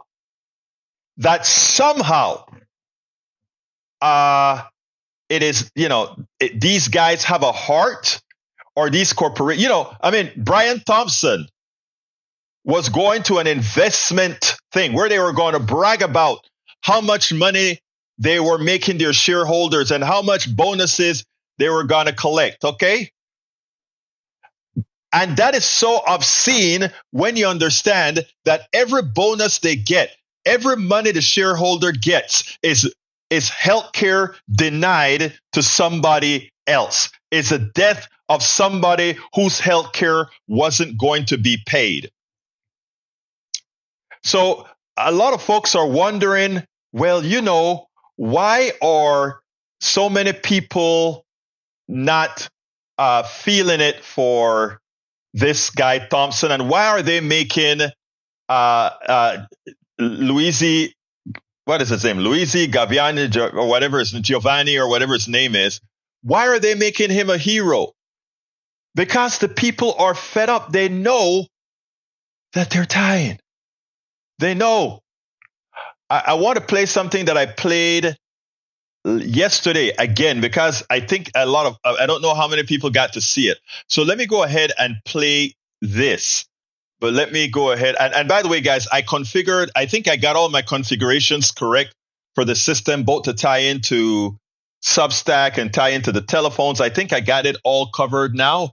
So later on, I'm going to ask one of you guys to call in to make sure that our setup is working correctly, working the way that it is designed to work. But before I do that, I want to make sure and play this one for you, and then we'll get started. Check this out. We'll take it on the other side. As you know, they're trying to make it that anybody who talks about the reasons that Mr. Luigi went ahead and killed and unalived the CEO, that if you somehow try to get something out of it, you're being so bad. And, too many Democrats as well are calling out people who are using that as a catalyst to talk about the failed healthcare system. Well, I think it's a TikToker or Instagrammer, had quite a bit to say, and it was picked up by MSNBC. I want you guys to listen to this, and then we'll take it on the other side. Within minutes of the shooting, people began to rage at a system that isn't working and a healthcare industry that puts profits ahead of patients. But instead of feeling heard by American leaders, many felt their anger was being willfully misconstrued. I am still watching the reactions of establishment Democratic politicians to this United Healthcare assassination and increasingly realize why we lost the election. I mean, just the totally missing the moment, missing the point, repeating all these empty platitudes like violence is never the answer. And instead of responding to all of the outpouring of sympathy and cynicism and outrage, not towards the shooter, but to our healthcare system, Democrats spend no time speaking or even trying to understand what is the rage and dissatisfaction that drives ordinary people to support a cold-blooded murderer. Well, not only none of the problems get solved, but all of them get actively worse. And that the only place to channel the rage is through the right's alternative, the right's presentation of an anti-establishment candidate in Donald Trump, who will not solve any of the problems that people care about, but is the last protest vote that people have to register their disdain and contempt for a broken system. As long as Democrats are seen widely to be the party that is the spokesperson for the system most Americans despise, and that events like this just allow that reality to burst forth to the surface in a dramatic way, we will never recapture the political discourse from the right. We spend a lot of time deconstructing the news, trying to... Okay, so you get what he said. Now, I don't agree with him completely, right? Because here's the thing, and this is where I talk about being mature and thinking things through. First of all, like I stated, the reason the president of the United States is Donald Trump, all those little things mattered. But the ultimate reason that Donald Trump is president is because of sexism and racism. With all those issues, healthcare, healthcare, Gaza, all of those reduced what Kamala's percentage, definitely so. It probably also kept people at home. But the reality that she lost is sexism and racism, that the majority of white women voted for Donald Trump. Somebody they knew would hurt their mother, their daughters, or some one of those. There can only be one answer. That so many male Latinos decided to vote by majority for Donald Trump. Again, strong sexism with a degree of racism. It's hard until and that's why I want folks to read the article that I put in there, because it's important. Look, she lost votes because of Gaza. She lost votes because of different different issues. But those weren't the mass exodus that caused the loss. You can look at the numbers. North Carolina is probative. The senators that won in Wisconsin is probative. The senator that won in Michigan is probative. So let's be clear here. America has to acknowledge deep within that it has a racial and gender problem, a sexism problem. And when we solve that problem, we can stop otherizing others and be able to really elect the best person for the job. Donald Trump had already proven to us that he was a lousy president. He allowed a pandemic to get out of hand. He allowed, he misrepresented people. He took us out of the Paris Accords.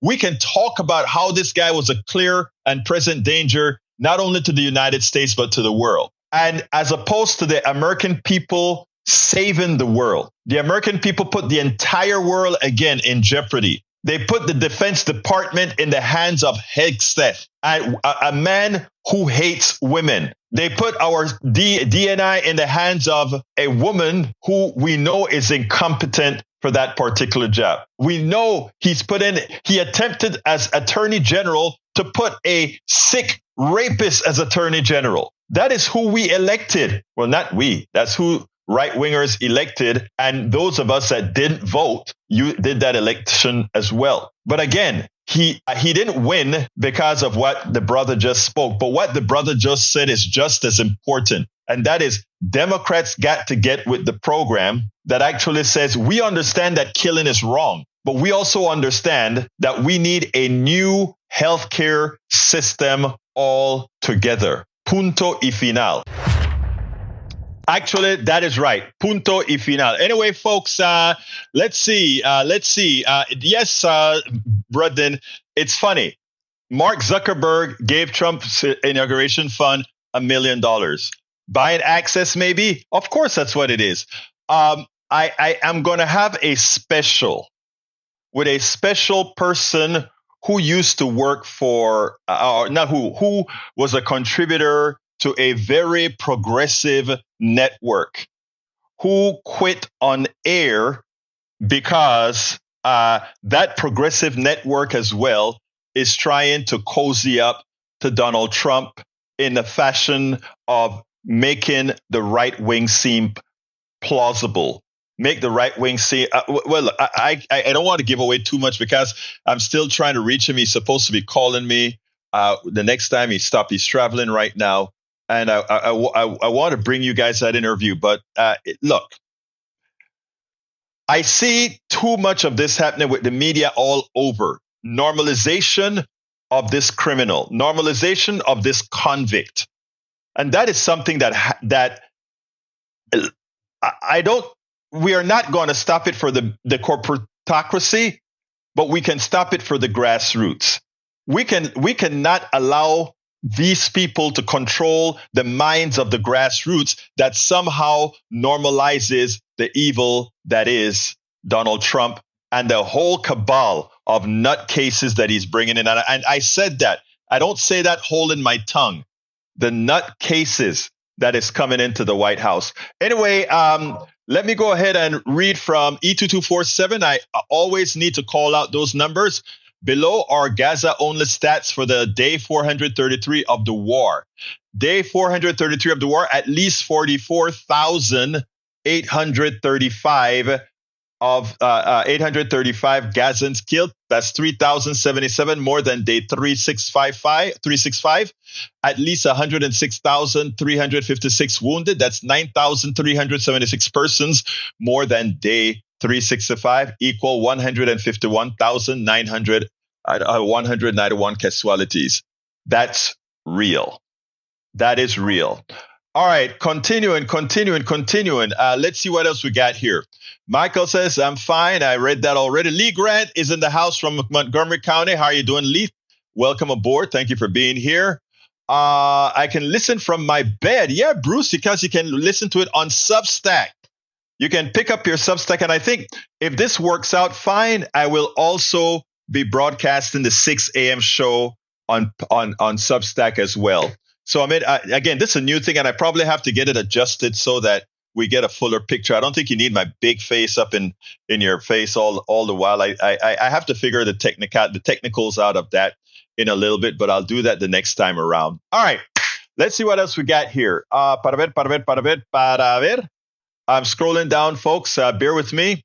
Para ver. Egberto, put this onto the screen. You know, if you ask me to put it on the screen and it's not going to get me in trouble, I'll put it on the screen. And you know what, guys? Where is it? Get over here. Get over here. But before I do that, I got to make sure I am not screwing something else up. There we go. Let me go ahead and put what he asked to put on the screen, and let's see if it'll make it. It says as follows. When the rich rob the poor, fight back, it's called violence. Well, okay, I got to do it. I read it all wrong.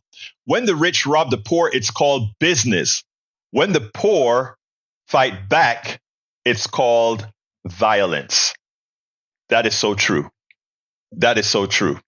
And, you know, I gave the example of what occurred in Panama, right? But that is for another day to continue. All right, Yvette Avery Herod from Atlanta, Georgia is in the house. How you doing, our beautiful Yvette? Great to have you here. Para ver, I think, let me see if there's another. Okay, that is the same chat. That is the same one.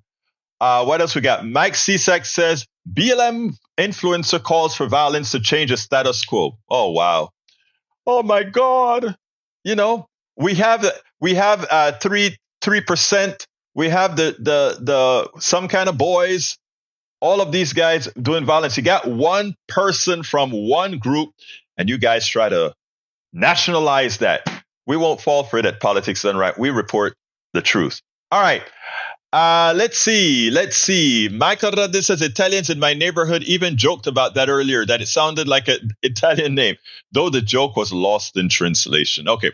Michael Radis says if so many people weren't desperate to the point of desperation when they got news about their insurance coverage being delayed or denied, maybe this wouldn't have happened.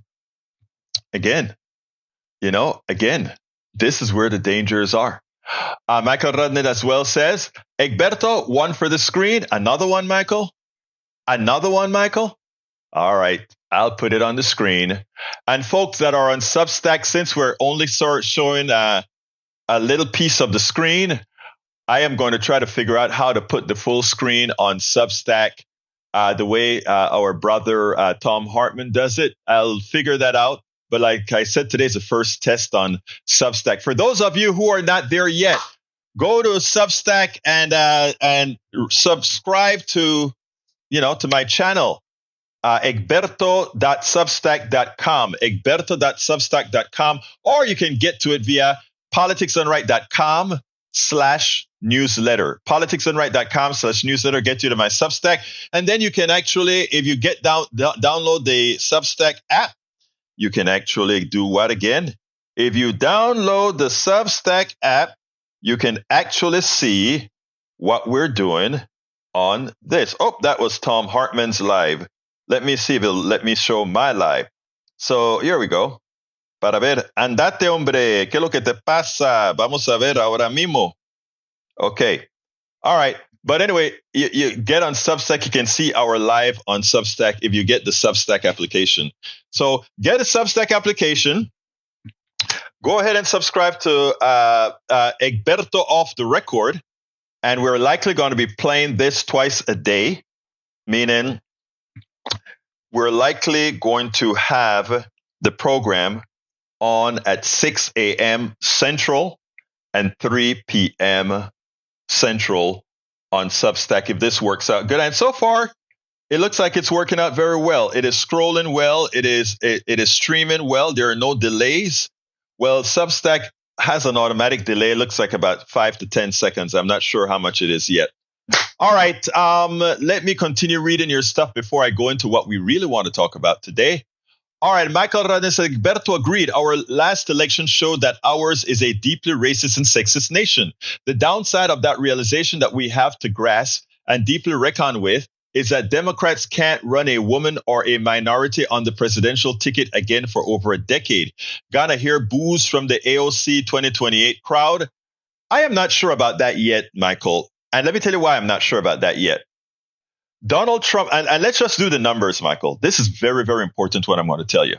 Let's do the numbers. And Bridge MCP is in the house, our beautiful Bridge from Binghamton, New York. Girl, love you. Love to see you here. Before I give you the answer, let's go ahead and put Bridge's picture on the screen. Bridge wants this on the screen. Bear with me, Bridge. Whoa, where did it go? I lost it. There it is. All right. Come on. Come on now. All right. Did I get it on the screen for Bridge? Yeah, there it is. In a 2019 article for Time on Hitler's legacy, editor-at-large Jeffrey Kluger discussed the magazine's naming of Hitler as Man of the Year for 1938, writing, that choice abided by the dictum of Time founder Henry Luce, who decreed that the Man of the Year, now Person of the Year, was not an honor, but instead should be a distinction applied to the newsmaker who most influenced world events for better or worse. And the reality is, I think that fits the bill for Donald Trump, for real, right? He did, in fact, change a whole lot for this year. In fact, the world is going to go through, in what we'll say in Panama, va a pasar páramo. Va a pasar el mundo páramo lo que va a pasar ahora en los Estados Unidos y también por todo el mundo. And of course, Bridge, let's see, is that another thing you want to put on the screen, Bridge? Let's see, what's the other one? Okay, all right, let's put the other one on the screen as well. And for those of you who are new here from Substack, this program is a program where you participate either in the chat or on the telephone. And by the way, I think I got the telephone issue fixed. I would love somebody to call us at 281-823-7747. Again, that is 281-823-7747, so that we can test it out and make sure that the phone system is working fine. But while I do that, let me read Bridges' second post, which says, more important and more relevant to death of expertise, however, is that conspiracy theories are deeply attractive to people who have a hard time making sense of a complicated world and who have no patience for less dramatic explanations. Such theories also appeal to a strong streak of narcissism. There are people who would choose to believe in complicated nonsense rather than accept their own circumstances are incomprehensible. All right, there we go. Mr. Magner, can you hear me now? Yes, sir. Did you finish reading? Go ahead and finish.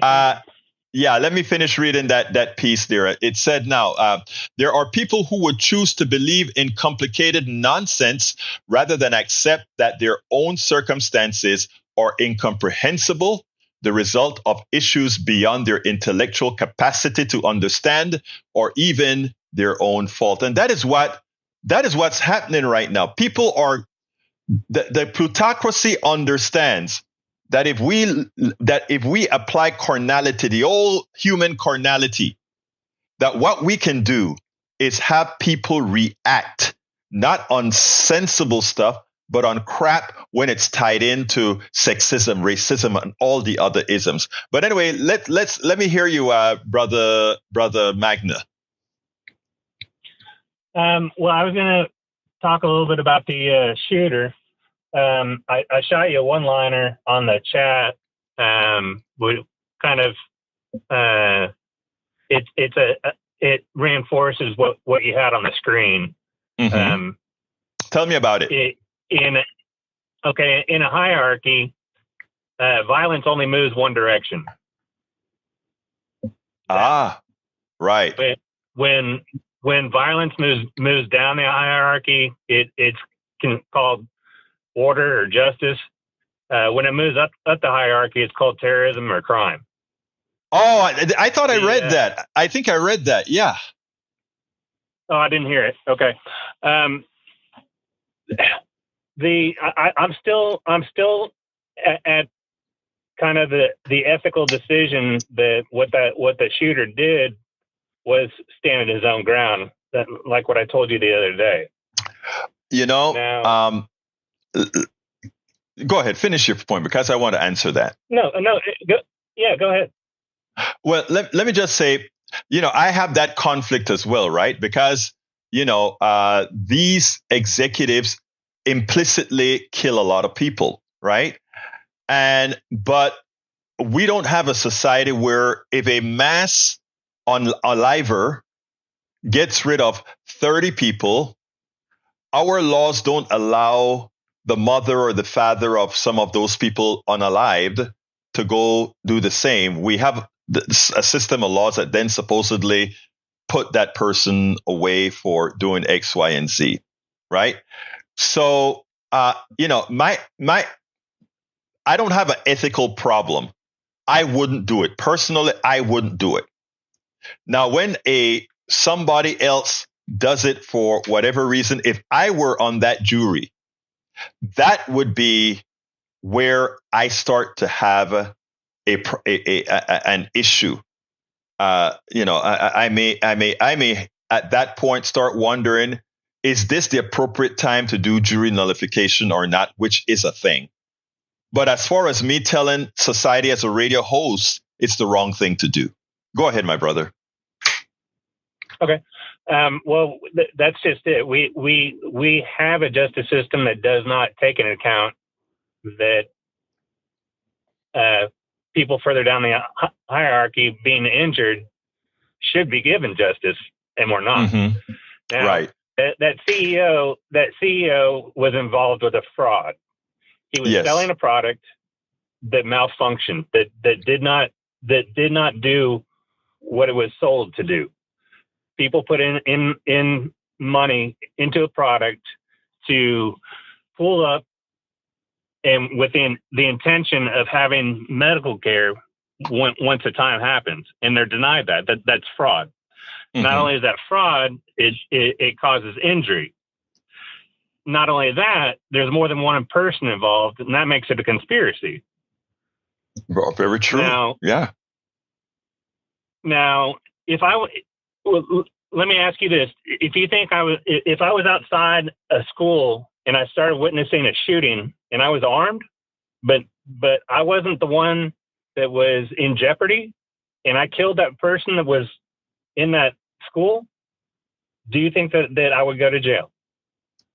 The truth of the matter is, put it this way: if they arrested you and put you in front of a jury, I would completely say you're innocent, and not only that, but you're a hero. But I am not a lawyer, so I don't know what the law actually says there. Do you know?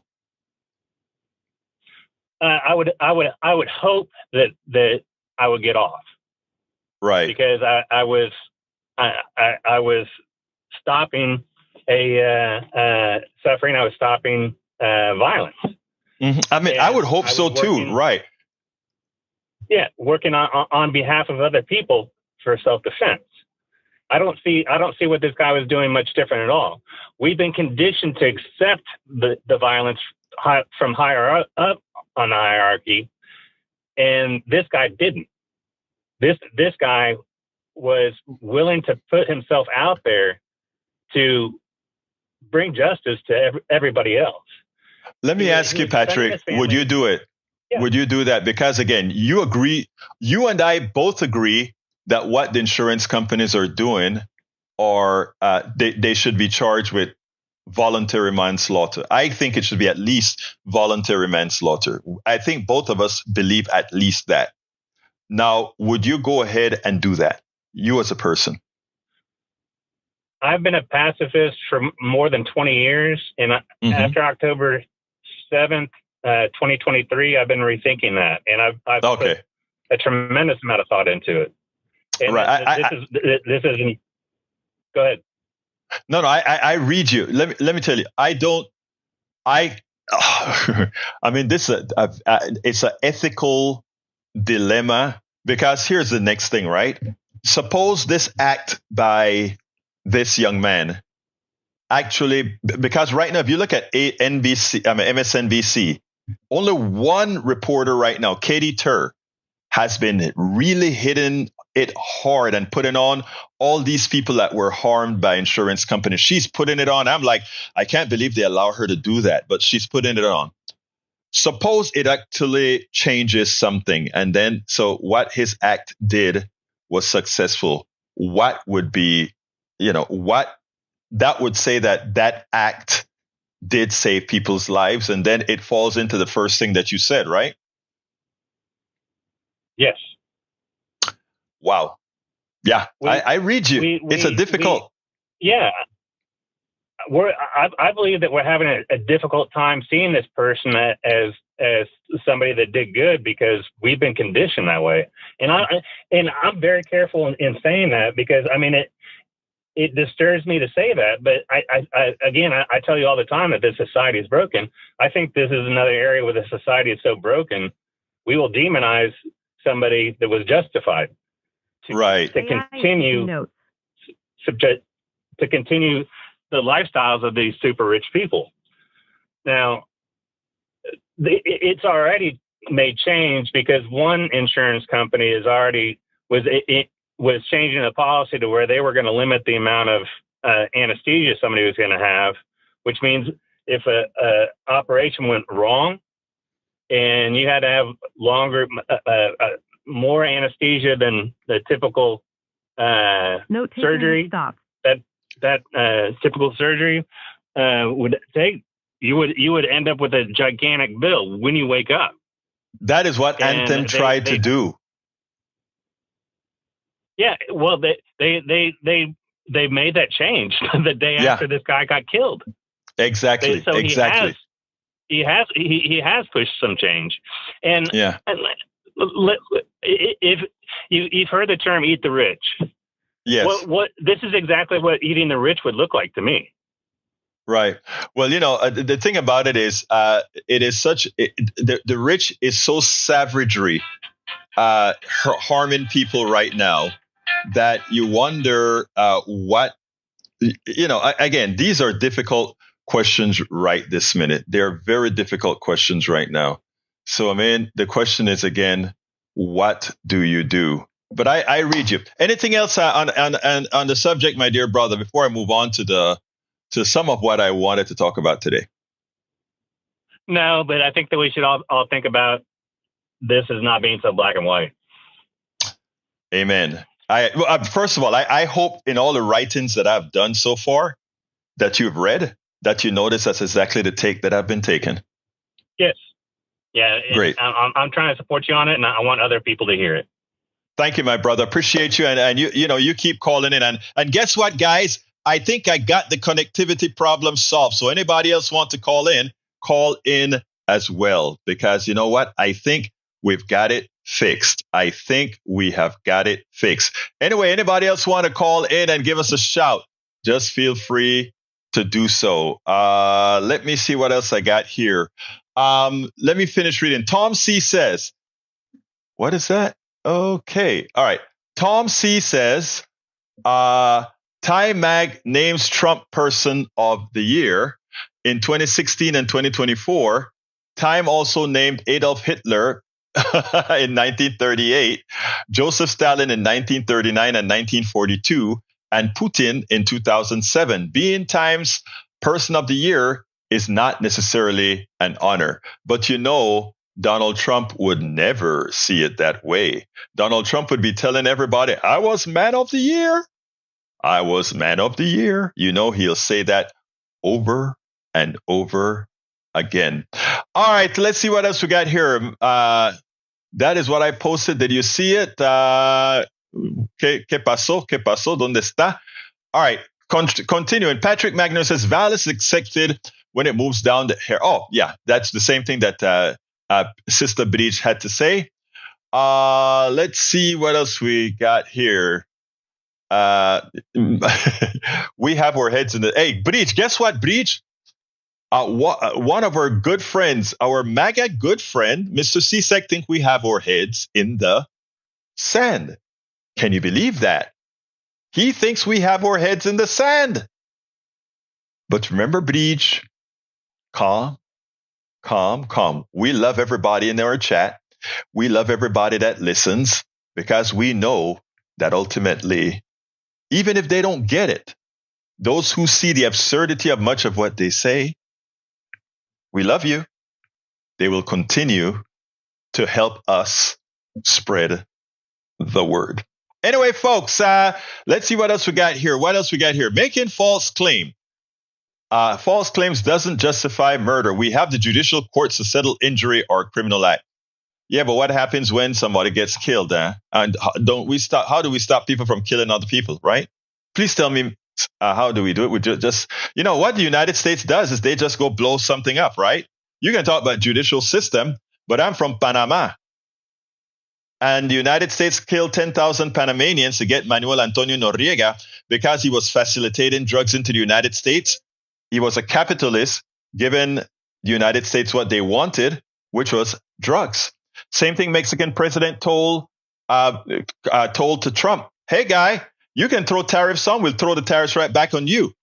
And by the way, Trump, it's not us who are druggies. It's your folks who are druggies, Trump. You guys are the ones on drugs, not us. So you should fix your drug problem instead of trying to throw tariff to ask us to fix your drug problem. And by the way, Trump, those guns that come over here and that are killing a lot of Mexicans, guess where they are manufactured? Guess where they're from? They're from the United States. So you're bringing death into Mexico with all those guns. You see? Be careful how you point fingers. They point right back at you. They point right back at you. Okay? Now, today's program, I wanted to really talk about it. I only have about 10 minutes to do this. Unless somebody else calls, please feel free to call and discuss this issue as well. 281-823-7747. Let me tell you something, because this one irks me. I love Les Leopold. Les Leopold, you know, he has an article in Common Dreams called, Should the Working Class Candidates Run as Democrats? And this is the premise that he has. The premise that he has is that the Democratic Party has lost the working class. Okay? The Democratic Party has lost the working class. Yeah, that's what we're seeing. And the reason the Democratic Party has lost the working class is they're pretty much in bed with the corporations, etc., which is true. The neoliberal faction of the Democratic Party is, in fact, in bed with the corporatocracy, no less than the Republicans. In fact, the Republican Party is trying hard as hell not to have policies that Democrats want, and even our neoliberal Democrats, policies that they want that would make life better for the working class. So we have two things here. We have a Democratic Party who is too close to the corporatocracy, the neoliberal portion that is. Then you have the Republican Party that is entirely in bed with the billionaire class. Now, you still have many in the working class. They have those two choices, right? And why do they have those two choices? Because in the darn primaries, when the super progressives are running against many of the neoliberals, who do they elect again? They elect the neoliberals. The progressives are saying, these are the things we want to do. Elect us in the primary so we can go up against those billionaire Republicans. So what does Trump and his minions do? They triangulate. Because they're fantastic liars, they lie to you and say they're going to do all these things that we know their policies don't support. But it's deeper than that. The working class that Trump is talking to, they know the truth. They know that Donald Trump lies. They know that he's really not going to give them anything. They know that when they talk about the economy is a crock, because again, the economy under Biden, sans inflation, it was and continues to be better than the economy under Trump. Obama passed Trump a great economy or a good economy, and Biden is passing Trump a great economy by the numbers. I'm just talking about in the aggregate, not on an individual basis. Now, Donald Trump is inheriting the best capitalist government, the best capitalist economy. And by the way, who gets screwed in a capitalist economy? The working class. All right. So those of us who want to have a free enterprise economy, enough of us didn't win, but we still had a lot of influence on Biden so that Biden would have passed in his first year the type of policies that help people, that cut poverty in half. We did it. We passed policies to bring back manufacturing. We did it. We brought back infrastructure spending that created a lot of jobs. We did it. Donald Trump said he was going to do all these different things. He never did it. Okay. So now, Mr. Leopold, which I like, tries to now throw shade at those in the Democratic Party who simply say that the real reason Harris lost was because of sexism and racism. He takes exception to that. All things being equal, it is naive to believe that those people who voted for Donald Trump, those people who know that Donald Trump would take away the privileges of women, those people who know that Donald Trump was going to do a whole lot of these things for billionaires, etc.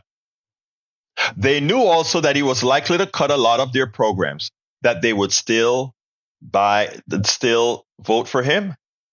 No.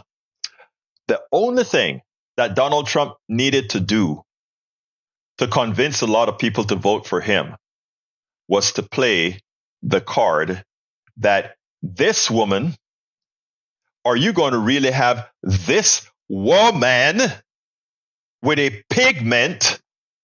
And he used every form to tell Americans that how can you have that as your president? They try to make her dancing look like it was not presidential, even though he looks like a fool dancing trying to be presidential, right? They try to make it look that her laugh was somehow, they did everything possible to stress her gender and race and mess with the carnality within so many people's minds. Why would white women vote for Trump, who disparages them, who holds them by their crutches, who've raped many of them, who've done all these things to them, who now is taking away their rights? Why would they vote for him?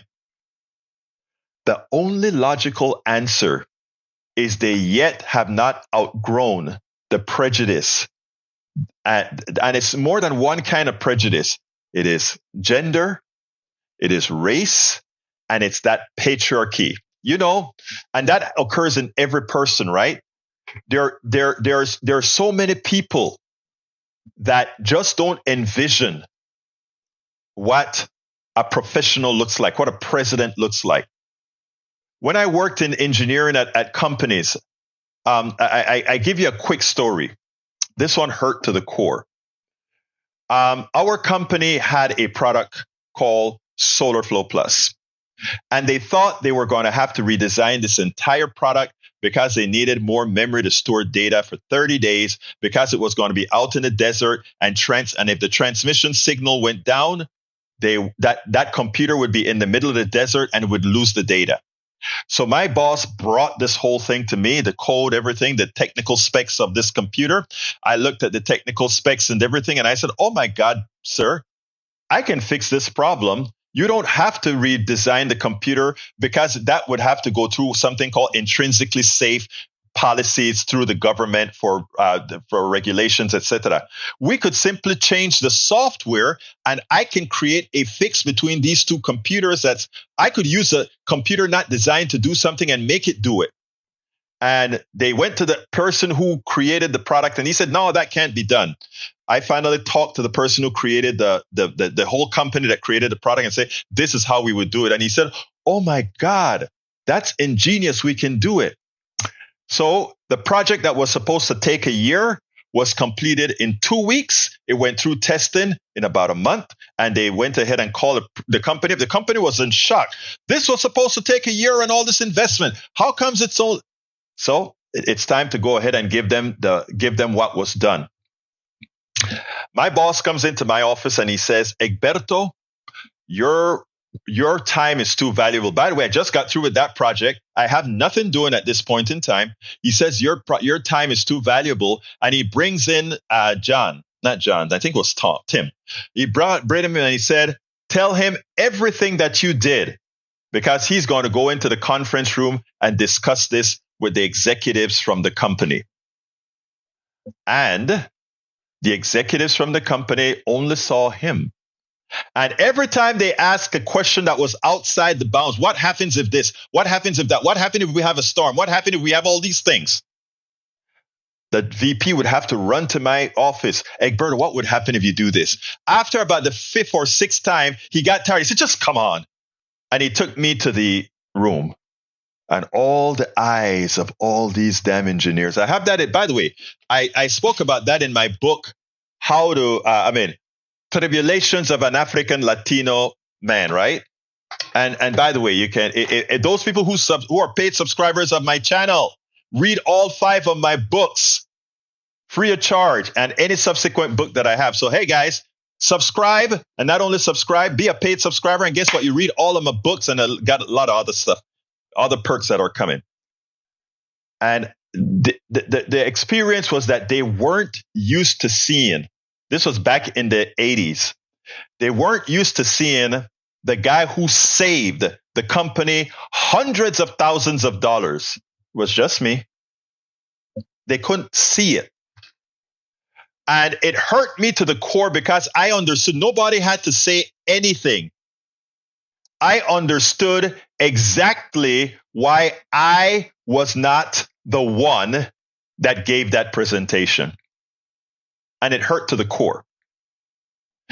I know the hurt that Kamala Harris felt because the person that she lost to was a convicted felon that is dumb, that doesn't have much intellect, but she lost to that guy because the people of America just couldn't look over her gender, patriarchy, and her race, even as she would make. And look, I'm not like a super fan of this woman. She is a partial neoliberal, even though better so than most, because she did believe in Medicare for all at one time. But the thing is, too many people didn't see within her. They made their prejudice take over what had to be done. And for all the talking heads on TV not to acknowledge that reality, every person of color knows it. Every single person of color understood what occurred. When you look at the statistics and the numbers, we understood what occurred. And if we don't handle this straight up, if we don't handle this the honest way, none of this changes. And it starts when I talk about the main media not being reliable. That's what I'm talking about. We have to start it. And that's what we do here at the progressive media, the independent media. So anyway, folks, I got to get out of here. I'm running a little bit late, but let me ask you guys, those of you who are watching, please support the program. How can you support this program? You can support this program by subscribing to our Substack. That subsidizes all our networks. You can, so please go ahead and consider going to politicsdoneright.com/newsletter. That is politicsdoneright.com/newsletter. That is how you can, that takes you to our Substack sign up page, I believe. And that help us do what we do. Of course, if you don't want to do that, there are other ways to support us through our Patreon, etc. But all that information can be found at politicsdoneright.com/support. politicsdoneright.com/support. But again, please, those of you who can, support us through our Substack, politicsdoneright.com/newsletter. So anyway, folks, but here's the thing. Here's the thing. I want all of you to know one thing. Donald Trump is president. Donald Trump really won this election. Donald Trump, but again, he got less than 50% of the vote. So it's not like this is a real big win. It's a tiny win. Democrats don't need to change a lot. What we need to do, and by the way, if we just, Michael Rudin, the reason I brought this up, and I have to be real quick, Michael Rudin says we can't run someone for 10 years. Every year, we get hundreds of thousands of 18-year-olds. And these are progressive 18-year-olds. That's why Trump was trying so hard to get into these chat rooms to turn them right wing. But it's not happening. So here is the thing. We can do it. We can do it. I mean, if the best person is a woman the next time around, we do it again. If not, we do whatever it has to be. But anyway, folks, I got to get out of here. My name is Egberto Willies. This is Politics Done Right. And you guys know how I end this baby. I am what? Out. We spend a lot of time deconstructing the news, trying to parse it into a form that everybody can understand. We try to find those little nitpicks where it flies above the fray, etc. If you really like these videos that we do, I want to ask a big favor. Please go ahead. Number one, subscribe to our channel. And number two, please join if you can. Thank you so kindly for watching. Keep watching. Please remember to share. We must populate the entire internet with our progressive message, a message that we know is what most Americans say that they want. So help us, please join. Support for this show, Politics Done Right, comes from politicsdoneright.com, publishers of How to Make America Utopia, Take Away the Economy from Those Who Rigged It, As I See It, Class Warfare, The Only Resort to Right-Wing Doom, It's Worth It, How to Talk to Your Right-Wing Relatives, Friends, and Neighbors, and other books written by Egberto Willies. Welcome to Politics Done Right. My name is Egberto Willies, your host. Good morning, Houston. Good morning, Harris County. Good morning to the great state of Texas. Good morning to Northeast Texas, Southeast Texas, Northwest Louisiana, Southwest Louisiana, and to every nook and cranny receiving the signal from our 100,000 watt transmitter going directly into those magical boxes known as radios and, of course, AKA the Howard Reynolds machines. Anyway, folks, we're going to have a great show for you today. Welcome aboard those of our international listeners or wherever you are listening via El Internet, the internet formerly known as ARPANET, created by whom? Created by you, even as the billionaires have taken it over and profiting immensely from it. But you know what, folks? With the real revolution, we will take it back. Let's move on to the genius, the geniuses in the studio with El Señor Howard Reynolds and Jacques Van Bebba. It's smooth jazz, baby, on KPFT. I'll do my best, Barry White, here for smooth jazz. Just a way to wake up and join our friend Egberto. Egberto, it's exciting today. We got smooth jazz all day long. Every day, all day. Smooth jazz, KPFT. How'd you like that? Oh man, I tell you, ladies, ladies, that is your what is the name of that gigolo again? I can't remember his name. Richard Gere. That was the voice of Richard Gere. Yeah, there we go. El Gigolo. Anyway, what's up, my brothers? Yeah, somebody called in yesterday and said, "Hey, I really like the smooth jazz you're playing." At the Rosa. in between Democracy Now. Was it Democracy Now or no? You and Democracy Now. I slipped in a jazz piece called "Honey Dipped" from Dave Koz, and she apparently liked it and called in and told Jack, "Hey, I really like that smooth jazz you're playing," and well, we do too. That's why we play it. I love it. I love it. I love it. Jack says he's got a real barn burner for us today, and it's a full page of knowledge and wisdom, all from the mind of Jack Van Bever. So let's get to it. That's why we love ourselves some Jack. We do. Right. Good morning, Egberto. How are you? Good morning, my brother. Talk to me. All right. Executives beware.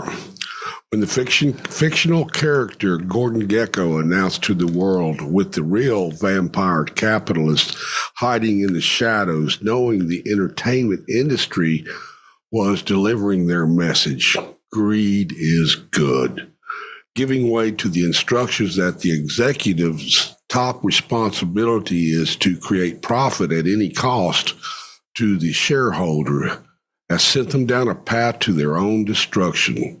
How long do you think these citizens are going to put up with corporate abuses like denial of health care that results in the death of a patient to prop up profits for the insurance companies that are clearly scamming the public with the permission of government?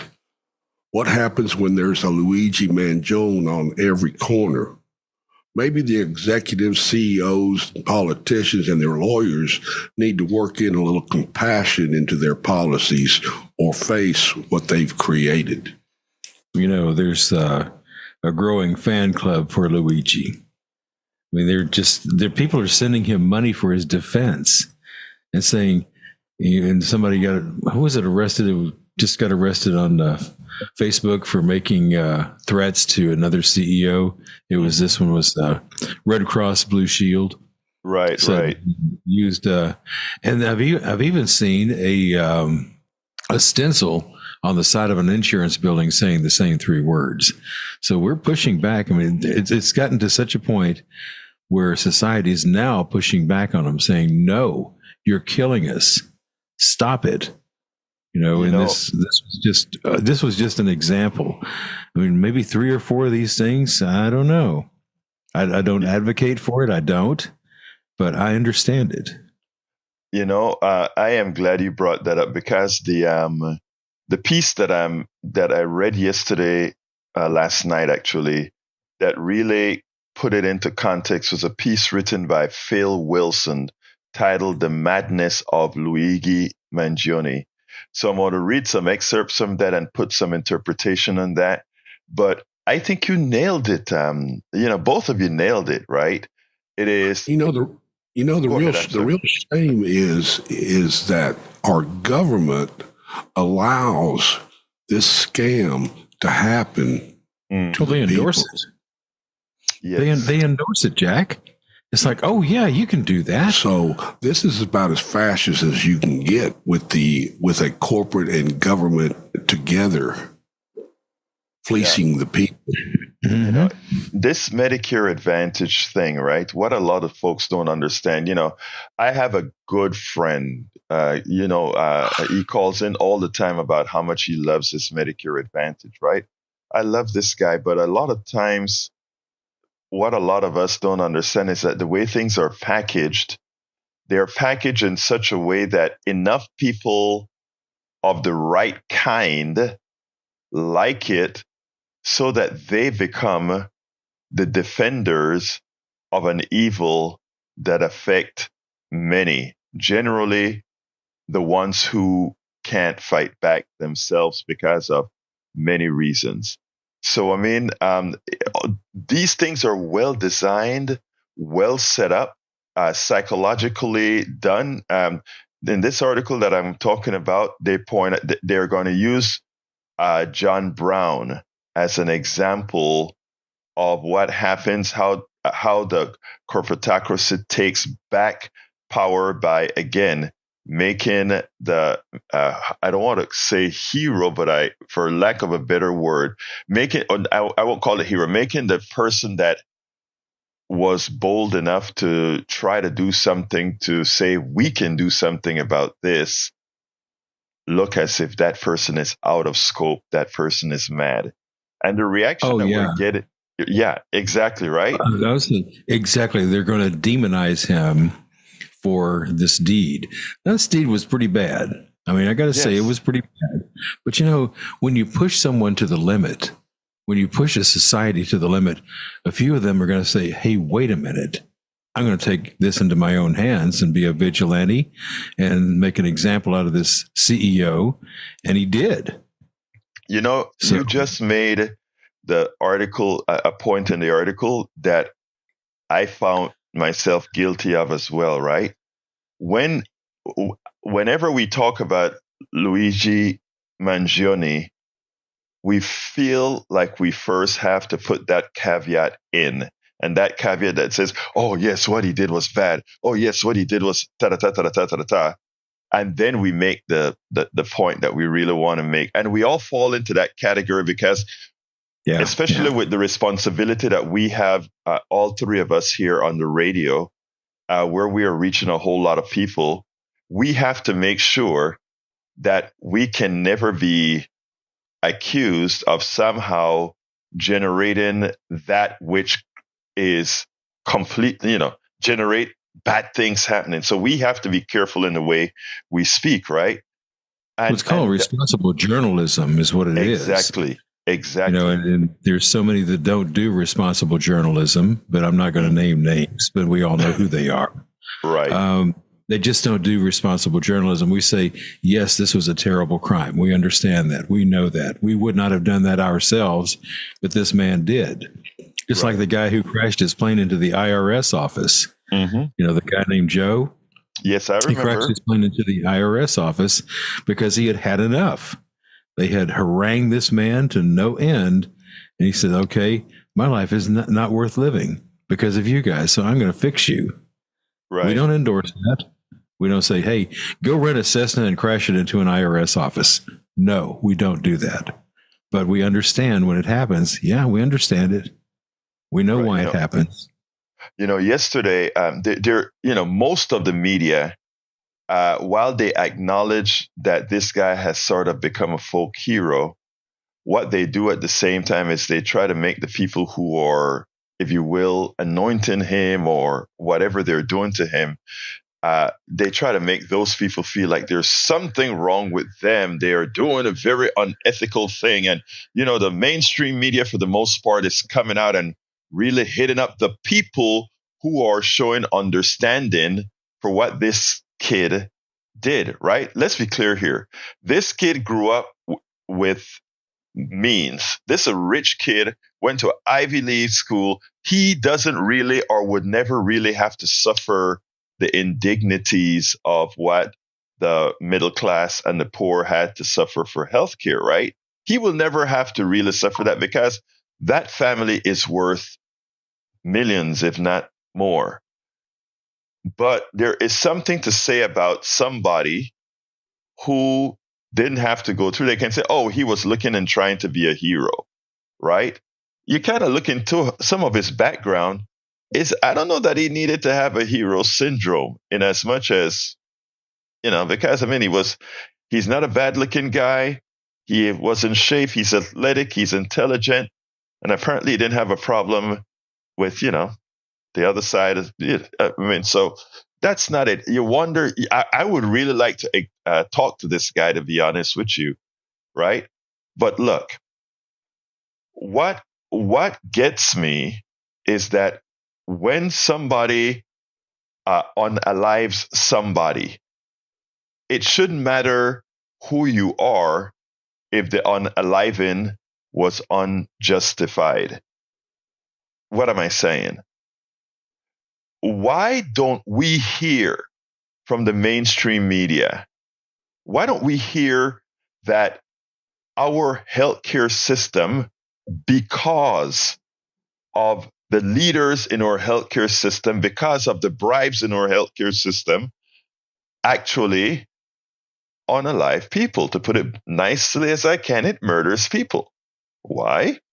Because we know that if somebody needs to pay a bill, if somebody needs to have a particular medicine and they don't get it and the doctor says no, they need it and they die, who has unalived that person?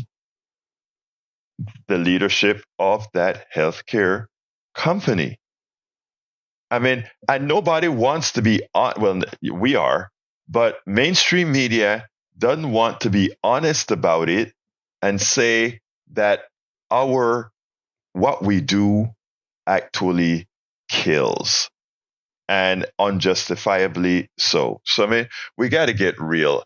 It seems like we already have some calls. So it looks like I don't even get to read the beginning of this yet, but I'll read it in context of the calls if they're relevant. So let's go to Johnny. Come on in, Johnny.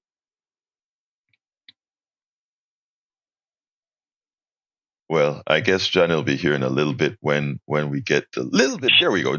You're on, Johnny. Okay. Well, that was weird. Normally on these headsets I hear the but who knows? So, theoretical good morning to you. And this is why when you talk about that guy who plowed into the IRS building in the middle of the daytime, I, on the other hand, would rent a Cessna and focus my ire where it belongs, on one individual, Rick Perry, in his bedroom late at night while he's fast asleep. So you minimize the casualties. Him, maybe his wife, but that to me that's acceptable collateral damage. Whereas that guy, when we later find out months and years later that he had a lot of racist thoughts. For him, the added inducement, the cherry on the top, if you will, was that he got to kill a whole bunch of what he thought to be black people. Because everybody knows the black people, they get those government jobs. Those same government jobs that the white racists in the Republican Party were after in competition with Kamala Harris. So there's another aspect. Before I want to answer your first thought first. I mean, the first thing first. By the way, I have a gift for you today. I have a gift for you, Johnny, today. Winning lottery ticket? No. Here's a gift. After you brought up the story about Robinson, okay, Mondale Robinson. Mondale Robinson, yeah. Well, the war between Mondale Robinson and TYT. I went ahead and called him up and I said, hey, he was really, really busy yesterday. And I said, hey, look, man, I'll talk to you whether you're on the phone, in the car, whatever, but I need to talk to you after a listener supporter of mine told me what went on. I want to know the whole story. And he said, okay, Egberto, I'll call you as soon as I am at a stopping point so that we can actually get an interview. He's a mayor of Enfield, North Carolina now as well. So, so I went, because ignorant people in this country too. Right. So I went ahead and I interviewed him. So later on today, I'll play that interview for you. Okay. So that's your gift. You are the one who called it out. You made me aware of the issue and I went ahead and did something about it. So thank you about that, because the story turned out to be much more important than we thought. And I want to thank you for making that effort, as you always do, Egberto. You go above and beyond, and that's why you, as far as I'm concerned, are a national treasure, even though the nation doesn't know about you yet, maybe. Well, I appreciate you for that, brother. But tell me the second part that you wanted to talk about. There's a second part to the story that I think is important to remind everyone. When we are socialized as young kids in grade school, on through high school and all, and we see Hollywood movies and we're exposed to advertising and we're exposed to what the teachers tell us and then what the media tells us, like in my case, in the Roman Catholic school, we're taught thou shalt not kill. And they drill that into you. And it makes sense. They give you all the reasons why and the teachings of Jesus. And I agree with Jesus. Whether or not he was magical or whether he was just a mortal guy, what he said makes sense. And so I try to live by that.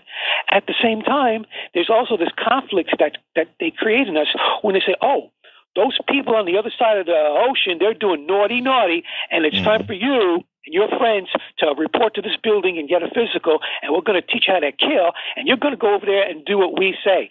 So it's mandatory killing, and I see a big contradiction in, not you, I'm talking about in general, the media, and of course, government agents, people elected in the legislature and the executive branch telling us when it's okay for us to do that because we're not acting alone. We're doing it with everybody else.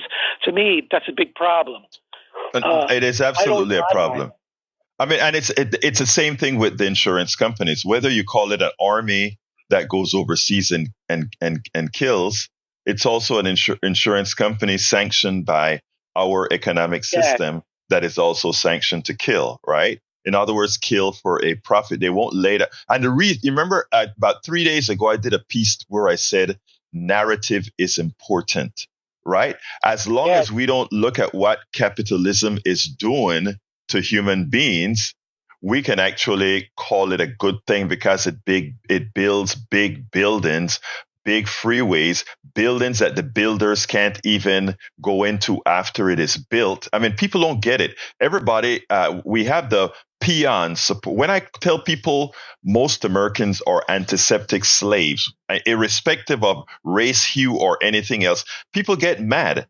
You know, remember Brian one time got irate when I said that. I'm no slave, because suddenly he felt like, oh my God, I'm down to the level of black people, I mean, that's how a lot of folks look at it. And it's like, what are you telling me? And I'm like, look, it was always that way. Even when we had slavery, most of the majority populations were antiseptic slaves then too, but they were gradated in such a manner that because they felt there was somebody that could be spoken to as being lower than, that was acceptable to them. It's the same way I look at how women voted, how women, specifically white women, my white sisters voted for Donald Trump, because in the minds of many, it was like, okay, I'm not the patriarchy, but I'm right under the patriarchy. But if I go for this other woman, right, suddenly I am no longer in the pecking order that I was before. And people don't say it in their minds the way I just said it. It is just bred into us that way. That's when you mentioned about the guy that ran into the IRS building turned out to be a racist and all these other issues. I don't even hold that kind of stuff against. You're gonna hear the conversation between Mandela and myself, but when I say I have a whole lot of racist friends, etc., right? And people will say, what the hell are you talking about? How can you say that? I understand the mechanics of America and West and why that had to come into fold and why so much of that is within the fabric. Brian, go ahead. This is why we need to remind Brian that you have some, and you said it, you have in your own family, your own biological family, you have some people that are Republican.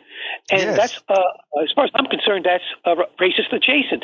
You don't have to be a white guy, a theoretical white guy, to be racist in that way. To be racist, exactly.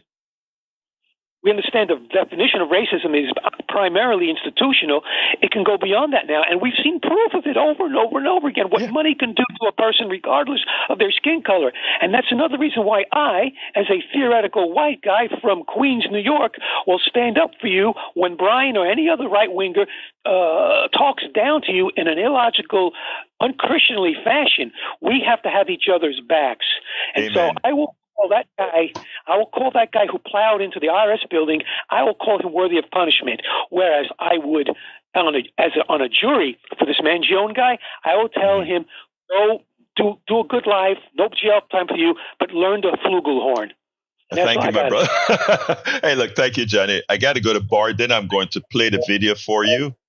Let's go to Bard. Come on in, Bard. Brother Bard, you're on. Good morning, sir. Good morning, sir. How you doing? I'm good. I have a different perspective too on this shooter. What I heard was the United Healthcare CEO was headed down to New York to testify against Nancy Pelosi. That's an interesting sideline that I haven't heard the media say anything about. I wondered if you heard anything about that. No, I haven't heard anything about that, but I that is far out there. I mean, the conspiracy theories that some on the right come up with I find astounding that smart people like you believe it. I think you're pulling my leg here, but I mean, I am not pulling your leg, Alberto. Bart, I love you, brother, but I think you're pulling my leg, man. You just wanted, hey, Bart, you just wanted to see what you could get out of me, my dear brother MAGA. You wanted to see what my reaction was going to be, didn't you? No, sir. Come on, man. You know that's it. I'm going to have to talk to your A&M daughter and tell her, look, young lady, I'm going to have to kind of slap your little daddy around, okay? Because I know she doesn't think like you, brother. Let me go to my second point. Go ahead. Yeah, what you were just talking about with Northern Johnny about the election. Yes. So 99% of black women, 99% of them voted for Kamala Harris. Now, does Not that make really. them Wait. Let's get the numbers right. It was more like 92%, but go ahead. Well, it's either they're racist or I don't want to say the other. No, please say the other word. No, say it. Say it as long as it's not a word that doesn't belong on radio. Say it because I want to answer that question for you. Go ahead. Well, I don't understand the thinking that the white women voted for Trump, so they're racist, but the black women voted for Kamala, so they're okay. They're just smart. I get it. No, I get it. And you know what? It's important. It's so important that you made that you brought out that point. Why there's a distinction that most black women voted for Kamala and most white women voted for Trump. That is, and trying to call me out on that is important. And let me explain. Black women vote for the Democratic Party. Whether, in fact, black women were the high. First of all, let me correct something. The thought that black women can be a swing vote is ridiculous. The real swing vote in this country are white women. What black women are the ones who always support in general what's best for the country based on their votes. And one of the reasons that is the case is most. No, listen. I don't. Please don't laugh. You just lost me right there. Wait. Bard. It's important that what we do is listen. Like I made sure to listen to you. That's what I wanted to ask. Could you say that again? Because you just lost me. I think okay. Most black women in the aggregate always vote. Their vote always reflects what turns out to be best for the country. And there are reasons why. And the reasons why are they are the ones that suffer the biggest angst from a misvote. Let's give an example. Having a Donald Trump, having at this point in our history, Republicans in Congress or the White House is a clear and present danger for most. That most people don't see that most of the angst that they're living through is a result of Republican policy, is a failure not of, let's say, black women, etc. It's a failure of the progressive media to really go out there and educate. Something that the right is much better at. The fact that the right wing can have an intelligent person like you, and notice, I have no doubt that you're a smart person. But some of the beliefs that you are able to qualify, I mean, it blows my mind. But it's not only you. I am in a long conversation right now with the executive of a company that we're having this sort of conversation right now, and it makes you wonder. But Bard, the lines are starting to fill up. I have a 13-minute video I've got to play. Let's have this conversation further tomorrow. Okay, brother? Thank you for taking my call. Always. All right. And welcome aboard Eric, Drea Parat, as well as Glenn Ryan. All right. Let's go to Patrick real quick. Yeah, well, before we get to Patrick, I did a little fact checking here on this. USA Today says that a spokesperson for California Representative Nancy Pelosi said the claim is false on that. There was no evidence that an insider trading investigation into the former House Speaker. There's no information. There's no credible evidence there. And it says much less Thompson was scheduled to testify against her that before he was killed. They're claiming it's false. Oh yeah, so they do that in the right wing all the time. Yeah. Oh yeah, yeah. And you're gonna hear a lot of crazy conspiracy theories on this, that, and the other. But just stand by for all the information you can get here on KPFT, because you know it's going to be bona fide, checked, and then presented. So that's my 2 cents. Exactly. All right. Thank you very much for that, and thank you for looking that up, my brother. Let's go to Patrick. I wanted to respond to Bart and maybe help the two of y'all out. And I might be completely wrong, and I also might have some sort of filter up for Kamala, but she wasn't saying things like they're going after your white jobs or she wasn't making racist statements that I remember, and she wasn't really making race as much. You nailed it. Exactly. You're correct. 100%. So if Trump wasn't doing that, then we could say that a white person voting for Trump wasn't being racist. But the fact that he was making a lot of racist statements and the fact that he was making the presidential race about race makes those choices racist. And I think you're right. And I think I alluded to some of that, Brother Patrick, when I also spoke about the gradation of value in people. I mean, people vote their interests first and foremost, right? And so, I mean, what he did is exactly that, right? With what you just said, he went ahead and he said, hey, you have to do this because, but Patrick, as usual, you always have something smart to say. Thank you so kindly. I want to jump to Augie, but I have to finish in time to play this video. So thank you, brother. Have a good weekend. You too. Okay, Augie, can you be quick for me, my dear brother, because I need to play this audio and video. All right. Yeah, good morning to you geniuses, Laurel and Hardy and their sidekick, Egberto. There was a black woman that ran the Underground Railroad in the Civil War. There was a black woman that rode a bus, and she made changes. And no matter what you think about Biden and Harris, they're good people. Trump, I don't know why people vote for him. He's a bad guy. He's a racist. He was a crook. He's a convicted felon.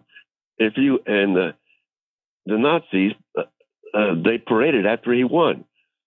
And if you don't think the Nazis and the KKK are racist, but they go with Trump, and you go along with them, I think that makes you a racist. If the Nazis and the KKK and all these other groups, hate groups, are with this guy, there's a reason they're with that guy.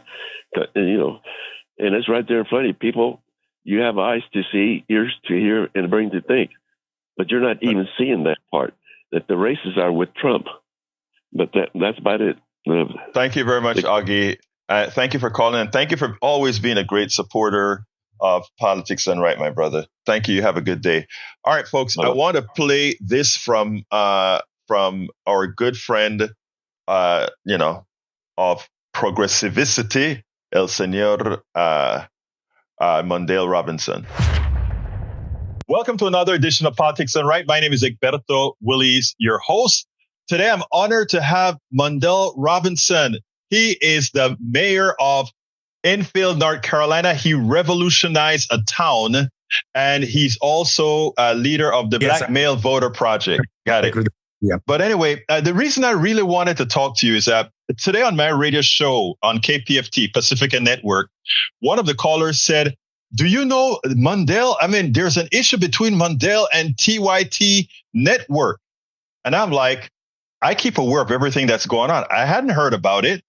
And then I said, I'll find out and I'll go find Mondale, because if Mondale has an issue, I want to hear about it. So first of all, tell me about your relationship with TYT Network. So with TYT, up until yesterday, well, actually for me, Monday, I was an official, contributor. I am one of the originals for Rebel HQ. We helped get TYT's second large money source, over 1 million subscribers. I was averaging about 30 million views a year over there creating content. Plus, I also co-hosted their news shows with their lead host, or whenever the hosts were out, I would fill in for those hosts on the main show, on John's show, on TYT with JR, with Jake and Anna, and of course also with Rashad Ritchie and Sharon Reed. So I was on the network, on both platforms, the TYT News platform, and also on the contributing side through Rebel HQ content creation. So I was a paid contributor up until Monday for me, but Tuesday when they officially responded and they said they hear me and they accept my resignation. So they just they just went ahead and said after you came. First of all, let's hear what you did. You came on live, and right out of the blue, you said, "I can't do this anymore. This is going to be my last show at TYT." Explain why you did that. So what happened was I said I would no longer do any more content for TYT. Not only would I no longer host shows or show up as a guest contributor, but I'm no longer creating content. And that's not because of any of the show hosts or at all. It's because of what I see the head of the organization, that's Jink and also Anna, turning towards MAGA. And also, normalizing this idea that Donald Trump and his followers are not racist or not threats to Black people. And I don't care what the outcome of this past election is, for me to see someone who has garnered over 1 billion views from the progressive community, people who have made so much money off the backs and thoughts of Black and white conservatives. Progressives. I felt like that was a disservice for who we are in a moment where we need progressive news, where we need progressive outlets to be as strong as possible to charge up the Donald Trump administration. I didn't see Chink and Anna taking a stance to say that they were ready to do that. What I saw them do was trying to remain relevant with conservative media. Anna doing interviews with Glenn Beck, Jink showing up on Piers Morgan and other places and talking about maybe these people aren't as conservative as you think, or maybe they're going to save democracy. And then I seen Anna take it a step further when she started calling us religious zealots. People on the left were being compared to religious zealots. And that to me was the straw that broke the camel's back. And I could not in good conscience continue to take a paycheck from this network. So I said, I'll walk away from all this money. I'll walk away from 30 million views a year if I need to, because I'm not willing to sell out what my progressive values are. And I see them chasing checks versus chasing the truth. So, I mean, when they went out of their way to speak to Glenn Beck and others, did they put those clips on the TYT Network's platform? And that's a part of the problem. And I think people on TYT Network may not have seen this ideology, because what we're really seeing is on Twitter, you're showing up as a different person. Jink, Anna saying, things that some people are confusing, or not even confusing, conflating with transphobia. Anna is being more conservative, calling us zealots on the left. And then, like I said, cozying up with Glenn Beck. And none of this is popping up as content on TYT. This is content on other platforms. So that they looking more mainstream on other platforms, but on the platforms where people are paying subscriptions, where people are spending their progressive time with media outlets, they're showing up as a different people, a different entity. And I can't take that. That to me seems fraudulent. Well, actually, it is fraudulent if what you're trying to do is normalize both MAGA and normalize Trump, because, again, it goes against everything that progressives are supposed to believe in. And for a network that used to preach that MSNBC was the pariah because they were too close to neoliberalism, it's hard to see then how you can approach MAGA and somehow believe that it's interesting, because this has happened to many of our progressive folks when they, instead of chasing their values, they decide to, and we're assuming that these may be chasing clicks from elsewhere or trying to normalize yourself now that we have a new power in Washington. Your thoughts? I mean, for me, regardless if the motive is money or whatever the motive is to remain relevant, the idea to be progressive, it is never about relevance. It's about moving people further, making sure the least amongst us are getting closer to equity in our line, in our work. And I don't see that right now. So I don't care if their motive is money because it doesn't bother me. What I do see is a week before the election, you were ready to call Donald Trump people fascists, and you was calling Trump a fascist. Now, all of a sudden, the election outcome didn't turn out a way that we were seeking, and now you're normalizing what you just called the fascists. You have been charging up the Biden administration or liberal administrations or neoliberal administrations since you came on air, and now you can't have the gall to do the same thing with the Republican administration just because they said they're going to weaponize the FBI. I'd be damned if you get to run when things get hard and then stand when it's easy. I'm not okay with that. And for those reasons, I walked away from the money and also the platform. Now, I want you to address something because there's an issue with liberals. Let me see how to put this. There are some people, I want you to explain this. There are some people who can actually play in both domains, but some who would never have the ability to play in both domains. Explain that some. Well, I mean, it's as simple as American, right? It's as old as American. It's as white as America, right? And because what you're saying is white people get to play politics, black people die from politics. So those who get to play in both domains and without any repercussions, they're usually white people. And I mean, we could dress it up, or they're so close to white, the proximity is dangerous. And I think that to me is not okay. I don't ever think for me that there's a true progressive that can play in both spaces. You cannot be progressive if you don't stand on certain principles. The idea that you're willing to normalize people that say that black people are from S-hole countries, that we root from there. People that when black people say Black Lives Matter, they say Blue Lives Matter. What are we talking about, Smurfs? No, what you're saying is that the ideal of American police is as important as the death of blackness. And I can't stand for that. And I'm telling people right now, we as the progressives have to put a stake in the mud and say, we will not subscribe. We will not send millions of dollars. We will not send billions of views to a network that is willing to be cozying up with Glenn Beck, who was the MAGA before there was MAGA, right? Glenn Beck was Trump before Trump was on the political scene. And I mean, he was so far right that he had to be fired from Fox. Think about that. Think about the lies and the shenanigans that Fox is guilty of that they allow on their air. And Glenn Beck can't be on their air. So to see that what we're calling the vanguard of progressive networks over there playing games with people's lives, because that's what it is. This is not hyperbole. Keep in mind that I still get death threats. Right? I've not spent a night in this town that I'm in right now in 2 years since I tore down a Confederate monument. So to see Jink and Anna cozy up to these same people who believe that black people should not be so-called uppity and know their place, it's not comfortable for me. And I refuse to call those people progressives. So I don't know if there are progressives or people that can play on both sides. What I will say is with whiteness comes the ability to disappear from progressive policies when it's uncool. You know, I actually saw the tears in your eyes when you just came out and said it. And I mean, it really hurts. Today on one of my programs, I pointed out to folks that, you know, when we look at even the election that did occur, what really hurt is how did the most competent person, somebody who was competent, eloquent, somebody who had no issues, no legal issues, how could that person lose against a Donald Trump? And it speaks to who America is. Explain that somewhat. Yeah, I mean, listen, if you understand what America is and what Donald Trump was able to do, this is not a new thing, right? This is the white Southern strategy replayed and remixed for the 21st century. All we saw was Donald Trump doing exactly what Lee Atwater said.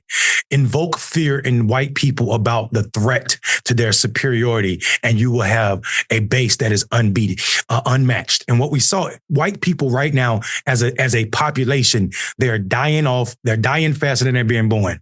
But what we saw Donald Trump was able to do was he was able to increase white people's percentage of the electorate, even as their percentage of the population gets smaller. That happens when the narrative is on the right. from Donald Trump and his people that whiteness is being threatened by America's migrant or people other than. When you otherize people to the point that white people become afraid, then you see them showing up for Donald Trump in the way that they did. The problem is on our side, on the left, we weren't talking about issues that motivated people. We weren't talking about how we bring trades back to school so that black men don't have to suffer through the microaggressions in workspaces. We weren't talking about how we're going to increase people's life. Black men have the shortest lives of anybody, not just in America, but in 157 out of the 190 so countries in this world. You have to go to places like Afghanistan to find people with shorter lives. We weren't talking about how we were going to address not qualified immunity. Donald Trump is talking about full immunity. So we have to be honest about all of that and what it means to be on the left and how we fail epically at reaching our base. It is said that we're still fighting this battle. So where do we go from here? I mean, TYT was one of the largest progressive networks, and pretty much they've called it in. I know they have a whole lot of other programs that they run. There are any of these other programs decided making decisions right now, or what's going on? Yeah, I don't know the state of what these other programs are going to do. I do have people that I love and build relationships. Dr. Richie, Sharon, some of the producers over there, some other people that I truly care about. But I can't, in good conscience, support a network, because what happens when Jink and Anna start saying that you cannot be on air contradicting what we're saying, and I don't know what that looks like, and I don't want to be around for it. So I do know that people left before me, and people will continue to leave because they're true progressives over there, and we see something that is extremely dark happening right now. That is, give me a closer, Mondale. I mean, this is sad. I had to talk to you, and I really wanted to talk to you today because I want folks at Pacifica Network to hear what's going on. But you know what? Before you answer, I want to let you know that you always have a home at Politics Done Right. You always have a home on Pacifica Network, KPFT 90.1 FM, Houston, and everywhere else. So give me a closer. Yeah, listen, in closing, here's what I can say. We're not progressive if we're only progressive when the left is in power. It is time to be progressive and progressive out loud when we are out of power. This is when we can demand the most, and we should demand the most, not just of the left, but also of the right. And what I'm seeing right now is I see a cracking in our progressive infrastructure, in that people are willing to be more liked, retweeted, and subtweeted than they are about standing on principle. And I can't do that. Mondale Robinson, Mayor of Enfield, founder of Black Male Voter Project. Thank you so kindly, Mondale. Keep up the good work. All right. Peace, man.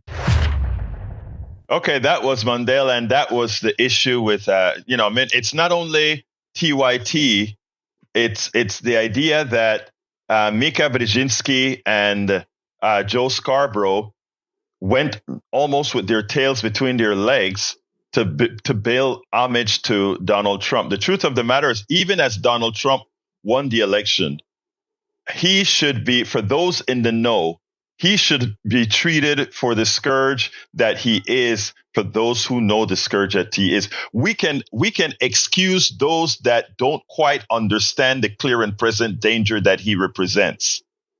But when it comes to those in the know, when you appease that sort of behavior, when you appease that kind of morality, when you appease that kind of evil, what you're doing is you're ensuring that evil can continue. Let's go to Jeff. Come on in, Jeff.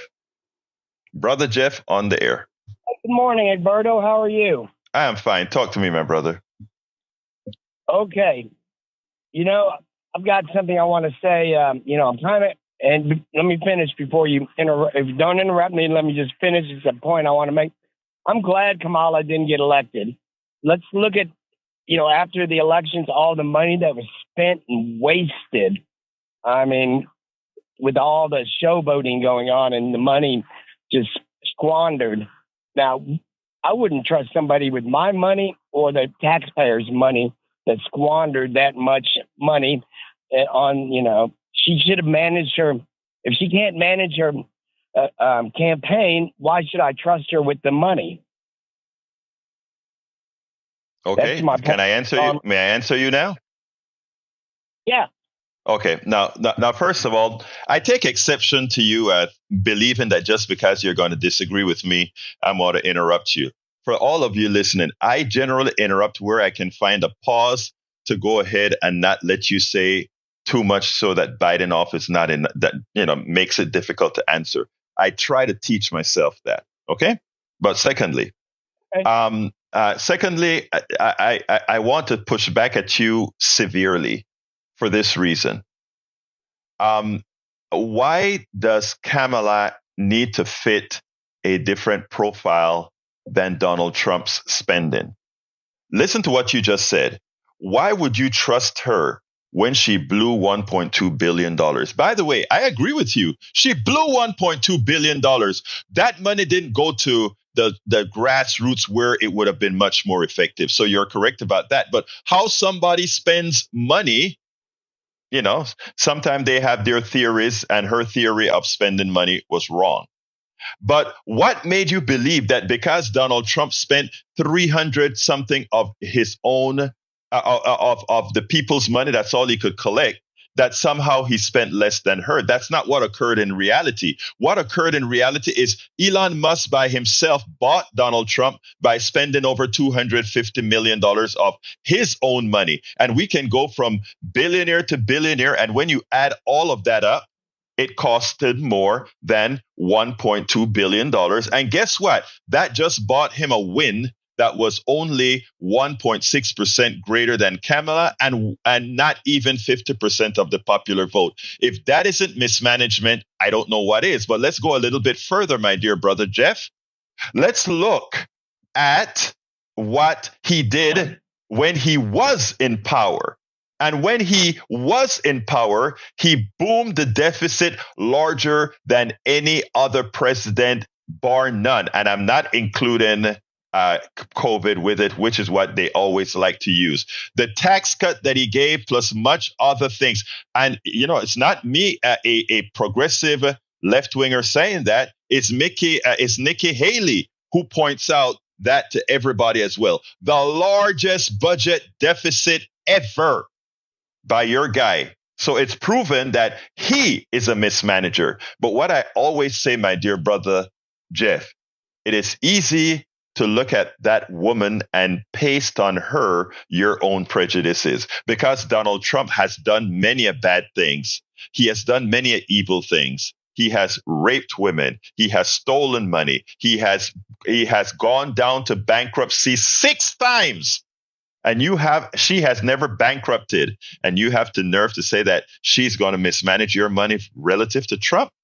That is what I call bias. And you have to ask yourself deep within your heart, why are you willing to believe that when we have the evidence that Donald Trump is a lousy business person, a terrible human being, and much worse? Answer real quickly, because I got to go to a whole bunch of calls in 5 minutes. Everybody gets 30 seconds. Let me just answer. Let me give you a quick answer.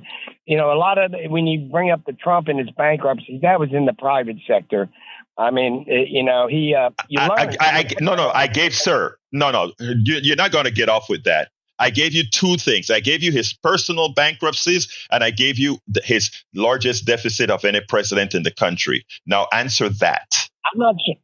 I'm not sure about the deficit. I don't want sir, it's not up for debate. Right or wrong, sir, Jeff, it's not up. Jeff, it's not up for debate. Those are the numbers. Now take those numbers as fact. How would you answer that, given that you were willing to say that that our friend Kamala Harris is a mismanager? Given what is a fact on Donald Trump, how do you answer that? Well, I give you the answer of this.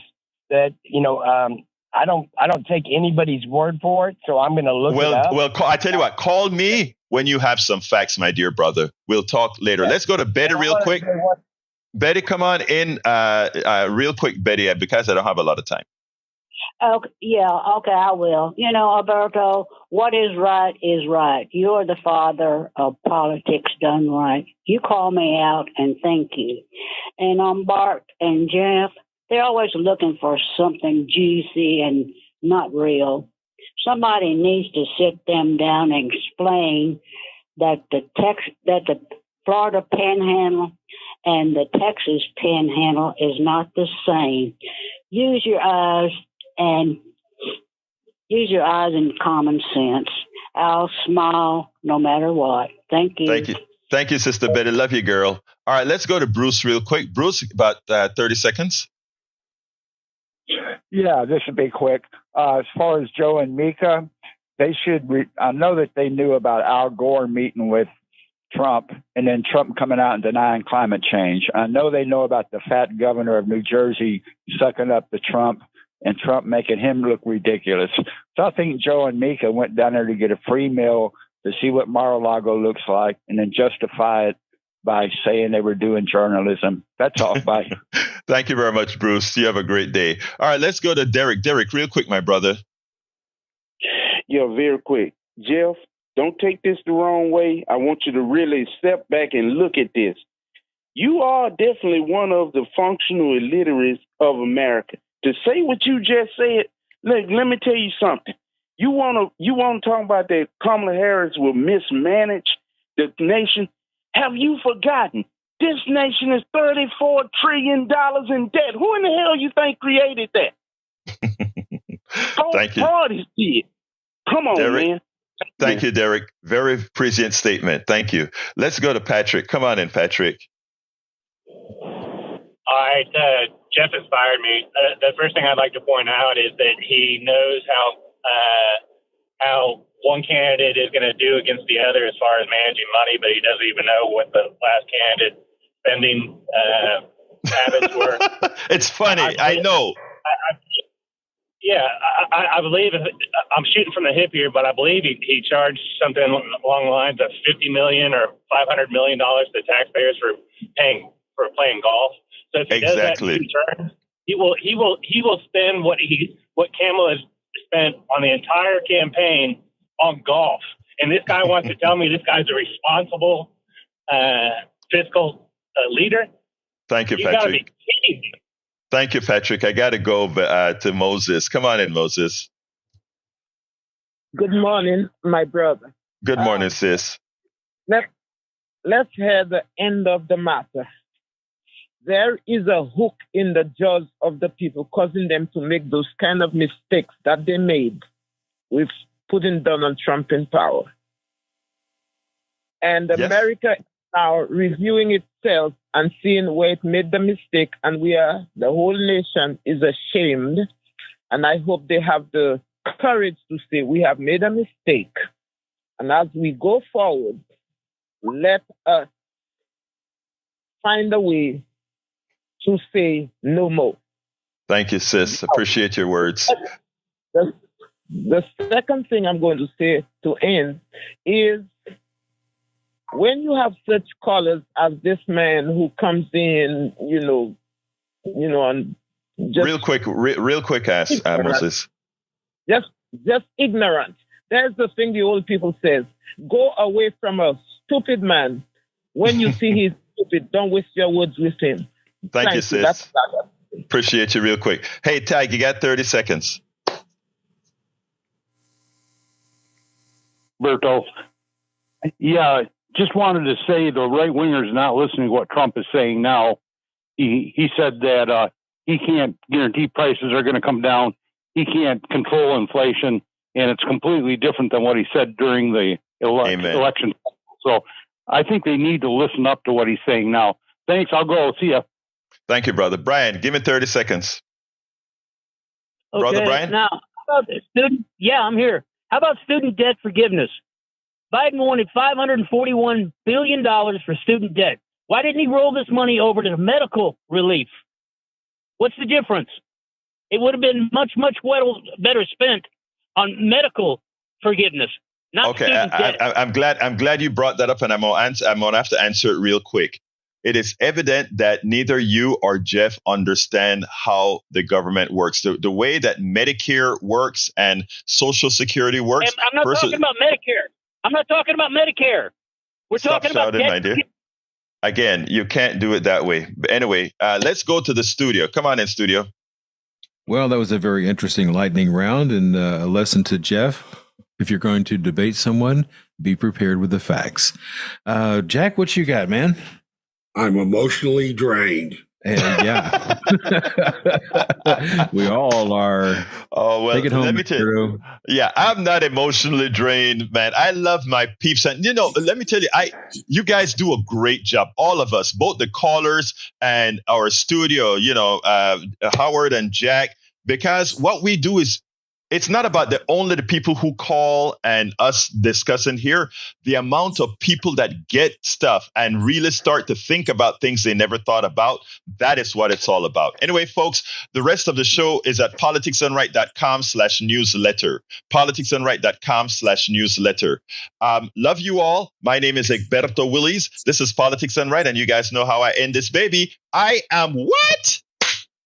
Out. Support for this show, Politics Done Right, comes from politicsdoneright.com, publishers of How to Make America Utopia, Take Away the Economy from Those Who Rigged It, As I See It, Class Warfare, The Only Resort to Right-Wing Doom, It's Worth It, How to Talk to Your Right-Wing Relatives, Friends, and Neighbors, and other books written by Egberto Willies.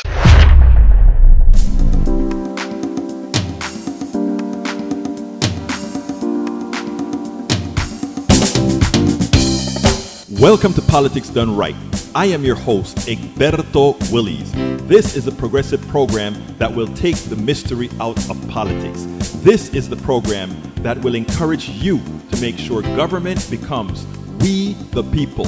Whether you are liberal, progressive, conservative, or otherwise, you get to air your point of view. We are an independent media outlet that, unlike mainstream media, beholden to.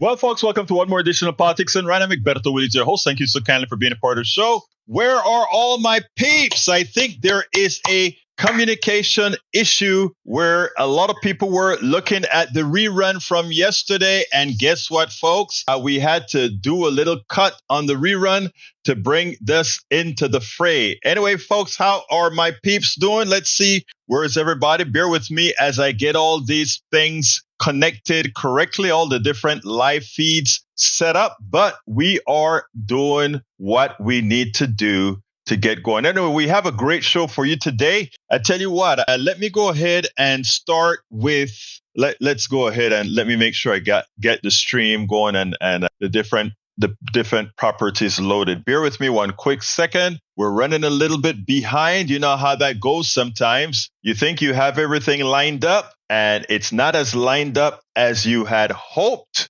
But guess what? We are going to get it done right this minute. There we go. That link is out. All right, we can get started.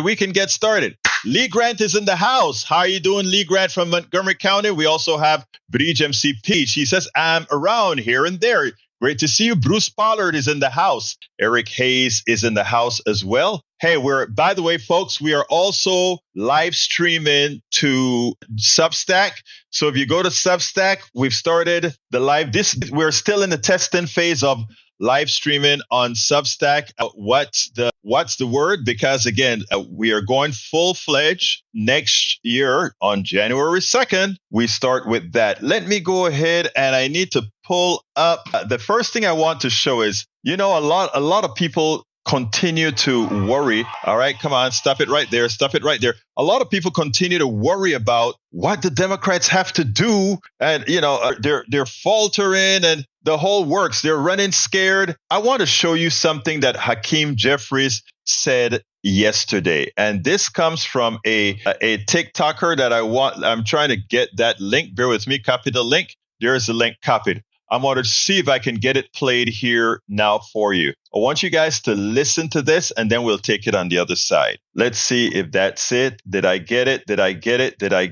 Yes, I got it. Now check this out. Let me get it to the right screen. I think it's going to be... All right, let's start it over again. Conference. There we go. This is how he ended off. That's one presidential state in terms of the battleground. What happened in the other 5? Well, in North Carolina, notwithstanding the fact that Donald Trump won at the presidential level, Democrats won the governor's race, the lieutenant governor's race, the attorney general race, the secretary of state race, and the state Supreme Court in North Carolina on that very same day that Donald Trump won the presidential election, are we on the run in the state of North Carolina? What happened in Wisconsin? On the same day that Donald Trump won at the presidential level, Tammy Baldwin was reelected. Are we on the run in Wisconsin, in the heartland of the United States of America, when Tammy Baldwin won with a Republican president winning at the top of the ticket? What happened in Michigan? Another heartland state. Alyssa Slotkin won the Senate seat and is on her way to the United States Senate. Are we on the run in the heartland state of Michigan? What happened in Nevada? Donald Trump wins the presidential election, but on the same day, same set of voters, Jackie Rosen is reelected to the United States Senate. Are we on the run in Nevada and in Arizona? And by the way, in Nevada, all three House Democratic incumbents reelected. And in Arizona, Donald Trump wins somewhat convincingly at the presidential level. But Ruben Gallego is on his way to the United States Senate. Same day, same set of voters, same election. So there were 6 battleground states that had statewide elections outside of the presidential election. Democrats swept 5 and only lost in Pennsylvania. That doesn't sound to me like we need a complete makeover. Thanks, everyone. And that was exactly the point, Michael Rudnin. You actually have it right. You said it exactly right, Mr. Rudnin. He doesn't have a mandate because he didn't get 50% of the vote. But also the problem was Kamala Harris. Why was Kamala Harris the problem, though? You have to ask yourself, why was she the problem? Let me give you another reality from this woman who pointed out that the reality is the people. When I spoke about the prejudice that caused her loss, I want you to listen to what this woman has to say on TikTok as well. I love the way she said it. Check it out. And then we'll take it on the other side. Let me get it started over again. Let's pause it here and get that started. I want you to take a look at what she has to say. Here we go now. Everyone, listen, we went viral on that post, and I'm going to answer as many questions out of the thousands and thousands that you sent to me. And yes, I will address the white women voting issue in a separate video. But this video is really for everybody who voted for Trump. And frankly, I'm just trying to help elevate you so that you make the right decisions in the future. Because, you probably haven't been around that wealthy elite crowd that makes all the decisions in the world and what you voted for. So I'm going to take it apart. Overnight, $64 billion went to the top 10 wealthiest people in the world based on the Trump decision. So it's kind of at your expense. And in this video, I'm going to tell you what you lost and I'm going to tell you what you gained. Okay. What you won. So this is a wild video. So hang on tight to the end because it's a doozy. So here's what people who voted for Trump lost. Kamala had started implementing a federal plan to help get you a single family home with 3 million homes with the top builders in the country who represent $500 billion worth of value. I know that industry extremely well. And boy, was that they were creating programs to help you be able to purchase your own home so that you could create generational wealth for your families. But nope, that's gone. So the second thing was this massive child tax credit, which was going to give you immediate dollars to help take care of your kids. But nope,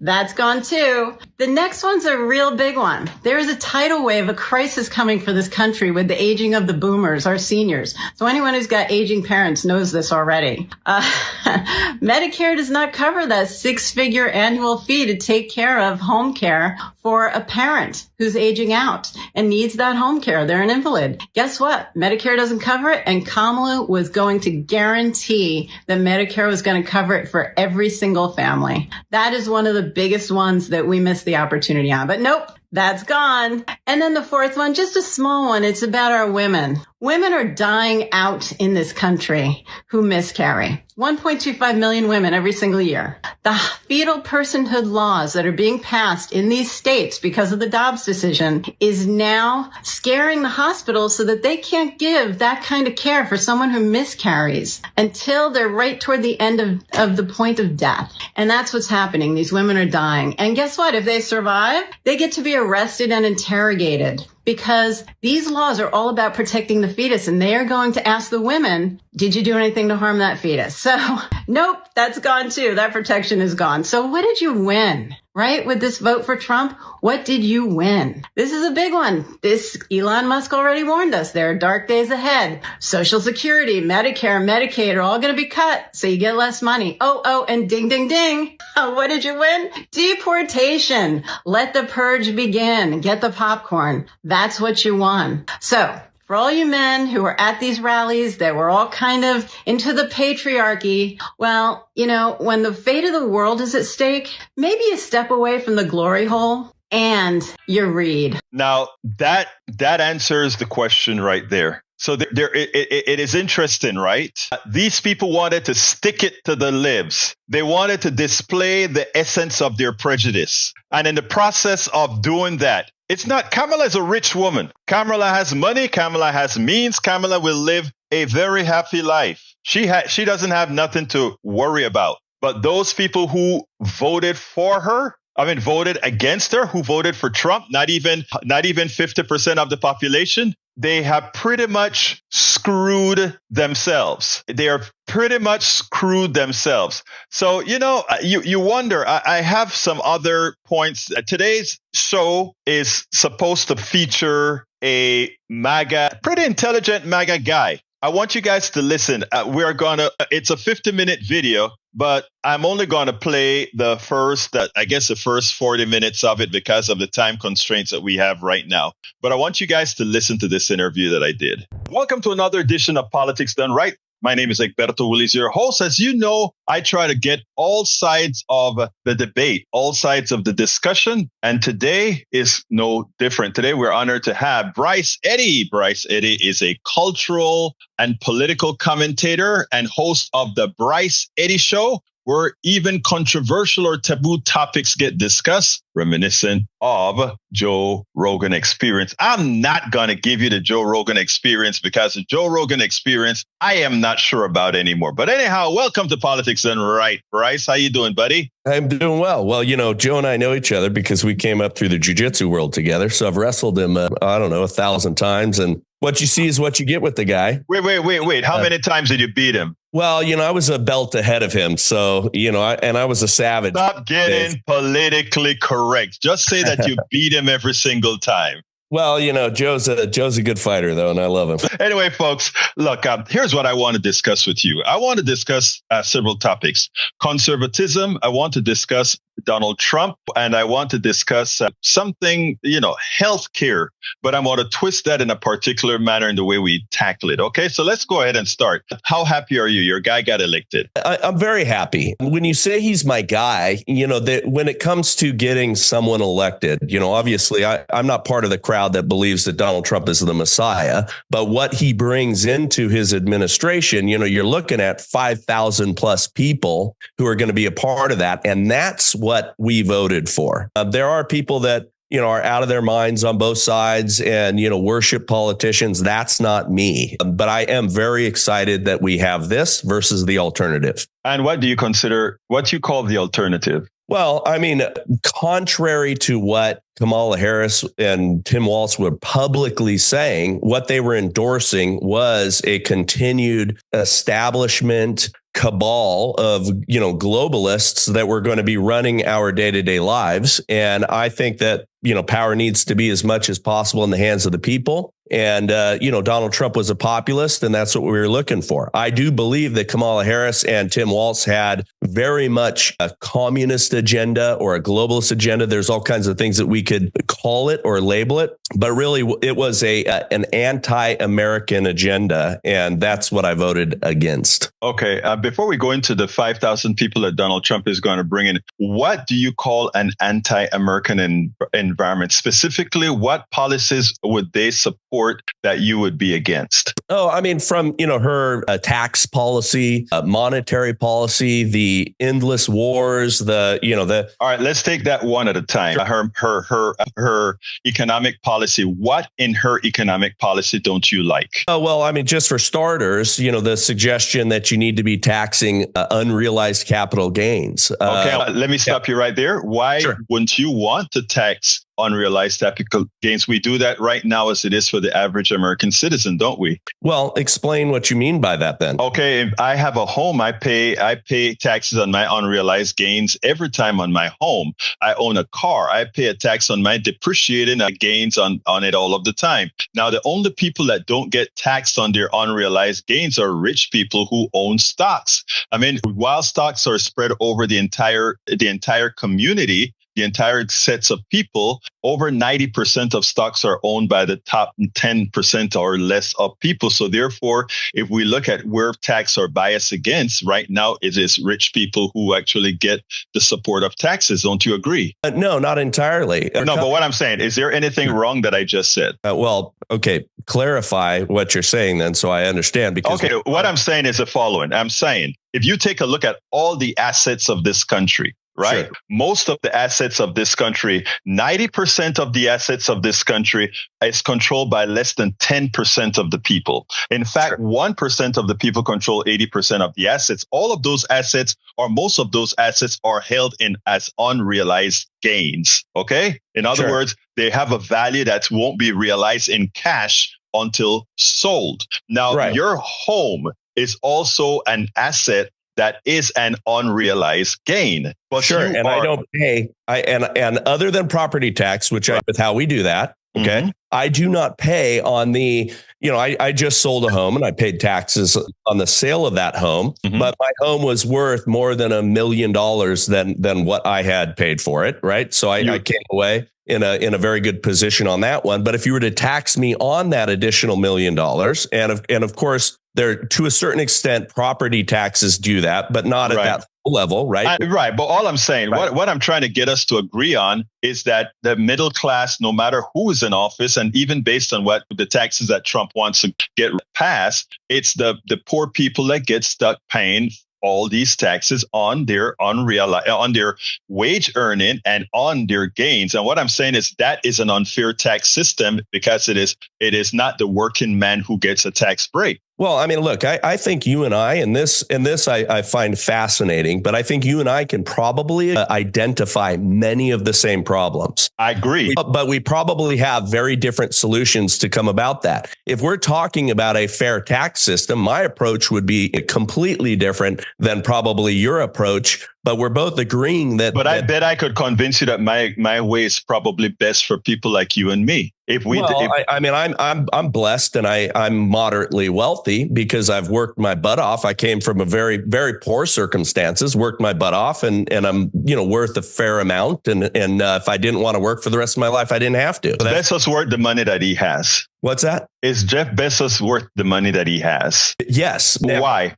That's very complicated, but billionaires, all right, and there's billionaires, and let's agree on this. There's billionaires that are on both sides of the political spectrum. And let me just tell you, I disagree with billionaires on all sides. I think whether you're a progressive billionaire or you are a conservative billionaire, you didn't earn it, but please correct me. Okay, yeah, I would love to get clarity on that. How did they not earn it? Let me explain. Because first of all, the collective wisdom of this country comes from us all. It comes from you. It comes from everybody in this country. I was a former employee of NASA contractors, etc. I was part of the people who built the space station that's up there right now. Jeff Bezos took a lot of the technology that we built collectively. And by the way, that you, Mr. Bryce, paid for. And thank you so kindly. You paid for that technology. We get Musk that comes in, and Musk goes ahead and puts a rocket in suborbital flight, something that we've been doing since the 1960s. And the media and everybody say, oh, he did a great thing. But he was working off the collective knowledge of all of us, things that were invented before and things that the government paid to create, whether by private contractors or in-house. But he made the profits off of all that realized gains of the stock that he sold for that. How is that fair? Well, all of us are standing on the shoulders of the people in generations. Amen. Yes. But that does not mean that the path before us is, and you'll have to tell me what your philosophy or core philosophy, if you want to go on and label it. But I'm a free market capitalist. Okay. Now, Now, what we have in this country is a corrupted version of capitalism. But I think that guys like you, and I say this with great respect, right, argue from an idealistic point of view, and we'll look at let's call it socialism, communism, some kind of idealistic philosophy, right? That means that, hey, we should all, share some kind of egalitarianism. And then they contrast that with a corrupted version over here. What we need to do is repair this over here. And I'll bet you and I could go down a tremendous list of things that we agree upon that are fundamentally corrupted, that I believe have been corrupted by government influence and government grift in the entire process, that puts it to where, we've destroyed small business, we've destroyed the middle class, but our solutions are not to go down a path where we're going to eliminate people being able to be wealthy. No, I don't want, let's say you're worth $20 million. I don't know what you were, but let's say you're worth $20 million. I don't have a problem with you because that's peanuts. Okay. $20 million, peanuts. It's for a lot for a poor person. It still puts you in the upper 5 percentile or probably a little better than that. Okay. Yeah. Well, I mean, you're in the top 1%. I mean, the been a minuscule percentage of people on Earth.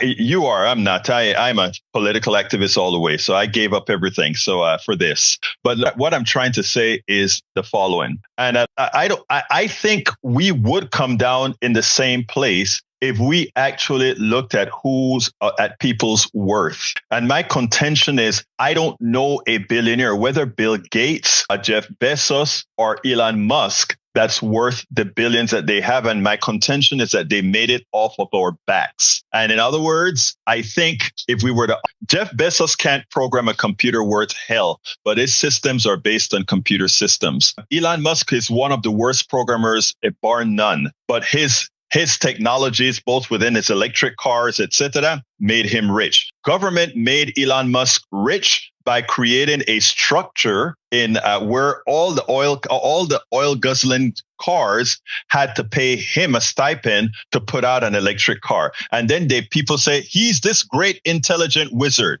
He's not. And my contention is our form of capitalism actually allows charlatans like billionaires like Musk, Bezos, and all these guys to exist. Your thoughts? Yeah, to call them charlatans, I believe that's rooted in envy. Wait, my brother. I swear to you, and I want to be clear. I don't have envy on any of that, because if I chose to be like them, the knowledge base here is enough to do that. The thing about it is they chose the capitalist format. I think the capitalist format is nothing but antiseptic slavery, but we can discuss that further later. Well, sure. Listen, I mean, I own a cigar lounge in town. I am a terrible bartender. I hire bartenders and I pay them, the market wage, and I take care of them and I give them big tips and I treat them well and I give them bonuses and I'm kind to them and they make great drinks and I'm a lousy bartender. So, but that's good. I don't understand how you would suggest that because Elon Musk is not a terrific programmer, him taking capital, from multiple sources, including taking advantage of government programs that politicians like the Clintons instituted or Barack Obama instituted. All of them are corrupt. Yeah. Okay. So, but I don't understand how you can say, though, that leadership has no value. I mean, I have an insight. I've worked in a capacity that has gotten me into the orbit of an Elon Musk, right? Mm-hmm. I know other billionaires and I watch how they think, how they work, the obsessiveness for which they work. Many of them have tremendous leadership ability. They have gifts that God my brother, however, my dear brother, I don't care what leadership they have. They couldn't do it without the technical abilities of those who actually, the engineers and the scientists that did it. Those people are not compensated relative to the people like Musk at all. And that's all I'm saying. I'm saying there should be equity somewhere. And you're asking me, what is that worth? I don't know what it's worth.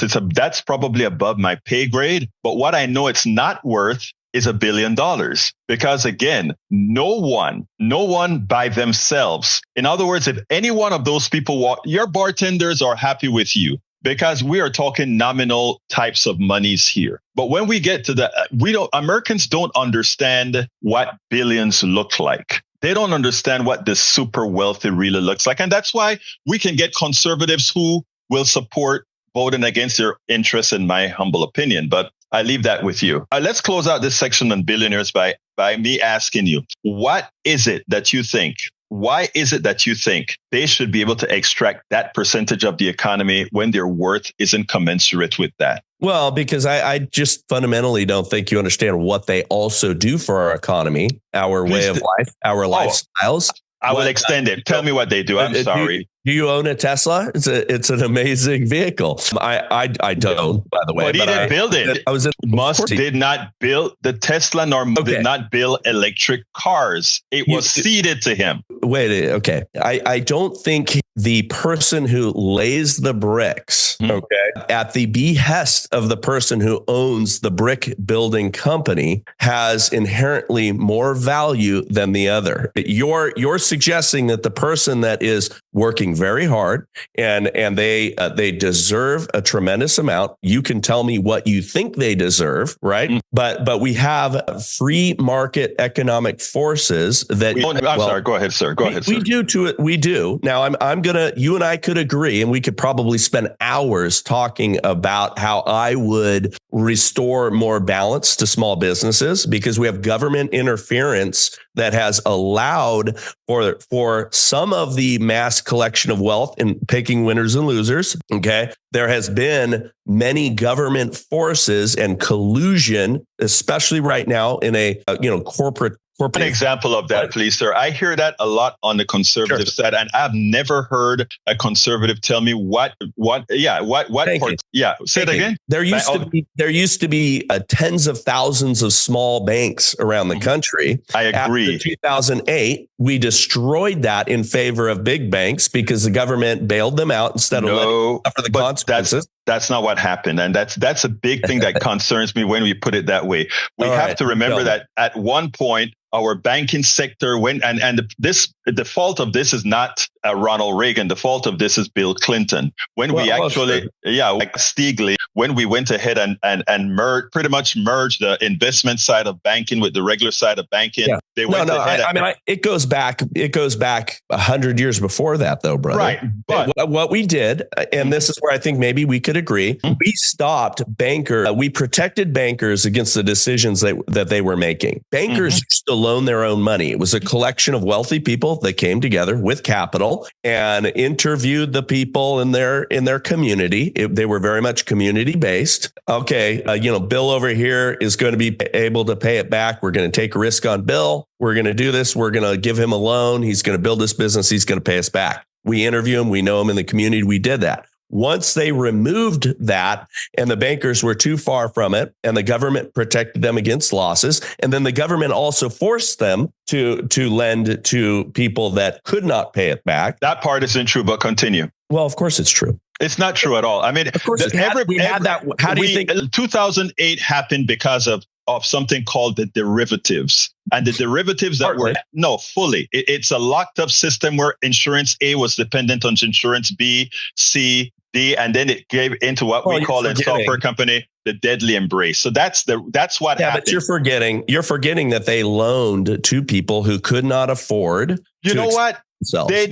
You're right. Let me tell you where you're right, brother. You are right that they loaned that money that they shouldn't have loaned, but it was in their interest to loan that money. It wasn't the government saying you must loan to somebody who can't afford it. What the bankers did is they created a false structure of these exploding loans that made people seem like they could afford the loan. And that wasn't government driven. That was the capitalist system saying, how can we find a way to con these people to get the immediate, because we know the government will back us at the end. Well, yeah, but you understand that there's also, I think you're forgetting that this goes hand in hand, or maybe you're not, maybe you're misunderstanding what I'm saying, but this is all going hand in hand. That's why I said I think we can agree on quite a bit. The problem the problem that we have a lot of times is that I say this with great respect. I think too many of us are the pawns of the billionaires. When I tell you the billionaires don't deserve or work for any of this, I'm not talking about you. I'm not talking about most of my conservative friends. Most of my conservative friends have been led to believe that somehow we need these rich guys because greed is good or because these guys have some innate ability to do things. And I'm saying they don't. And you still believe they do. No, I do not believe in, and I want to hear some of your solutions because I don't want to leap to all the conclusions based on what you've already said. But no, I believe that free market capitalism is superior to all other forms, even if it has inherent problems. I think most of the problems come from what has happened with government interference and the manipulation of our government and our state taking too big a role in these sort of things in favor of the billionaire class, or call it the oligarchs, call it the globalists, because I think we have a big push there. I think that is who our enemy is. I do not think it is all of the people, the billionaires, the drivers of wealth, because they do drive wealth. I do not think that you lay it at all of their feet. And I do not think that we create a structure where you artificially bring the government in to create an egalitarianism or anything like that. I think that's where you get people starving. Okay, now let me point this out, because you said you wanted what my view was. And I spoke about this on my KPFT program, 90.1 FM this morning. And I said the problem is that you start at capitalism. I start at free enterprise. Okay, capitalism and free enterprise are not the same thing. I have free enterprise at the top of my pyramid. And below free enterprise, I have capitalism, socialism, and collectivism. And what I mean by the following. Things like healthcare, where I don't have the choice. If I get sick, I must get healthy. I must get healed. I don't get choices. That does not belong in a capitalist structure, because I don't have choices. There's no free market there. Now we have capitalism. Capitalism is where we have your restaurants, your shows, your bar, everything else. Free market capitalism works fine under that scenario. And then collectivism, as opposed to the corporation, where we have the corporations that have this rigid structure, which is nothing more than antiseptic slavery, because it is not a democracy. It's something that's run. If you want within capitalism to have companies that work that way, have at it. But I'm saying there are some people that will want a collective system to work. We can have all these things coexist with free enterprise being on the top, meaning we're free to choose. Honestly, free to choose. Now, under the capitalist system, we are slaves, because again, those who own capital own everything. AI that's coming out in the next few, that's going to be taking over a whole lot of stuff. People talk about it as getting rid of jobs. I look at it as being a great opportunity. If we follow the model that I just spoke about, what we finally get is we say, instead of having a 40-hour work week, AI is going to give us a 20-hour work week, a 15-hour work week. Why? Because it's using the composite knowledge of all of us. That's what AI is. But the way capitalism works is those who can capture the end product, they are the ones who profit from it, and the rest of us remain indentured servants. And you say, yeah, well, no, all of us profit from it, which is why we're the wealthiest nation that has ever existed on the planet. And we have lifted more people out of poverty. Historically, our lives are easier than they ever have been because of our system. I am not arguing with you that our system does not have corrupt elements. Did you agree with my structure? Free enterprise? No. Why not? Because socialism can't exist under that. No. I think what is socialism? Well, okay. Let's talk about what there's the definition of socialism. There's what people have perverted it into, like saying, but the fire department means we're socialist. That's correct. No, that is correct. No, socialism is the government owning the means of production. Do you know of anybody? Do you know of anybody in America? And this is a question that I ask all the conservatives that I speak to. Do you know of anybody in America, from Bernie Sanders all the way to Kamala Harris, who believes in a socialism that talks about the government owning all sources of production? Yeah, I do. Who? Well, they write about it. No. Bernie Sanders have never once has he said anything about owning the sources of production. You know what they mean by socialism? Of course they don't, because that's you can only say it in that definition is unpalatable. No.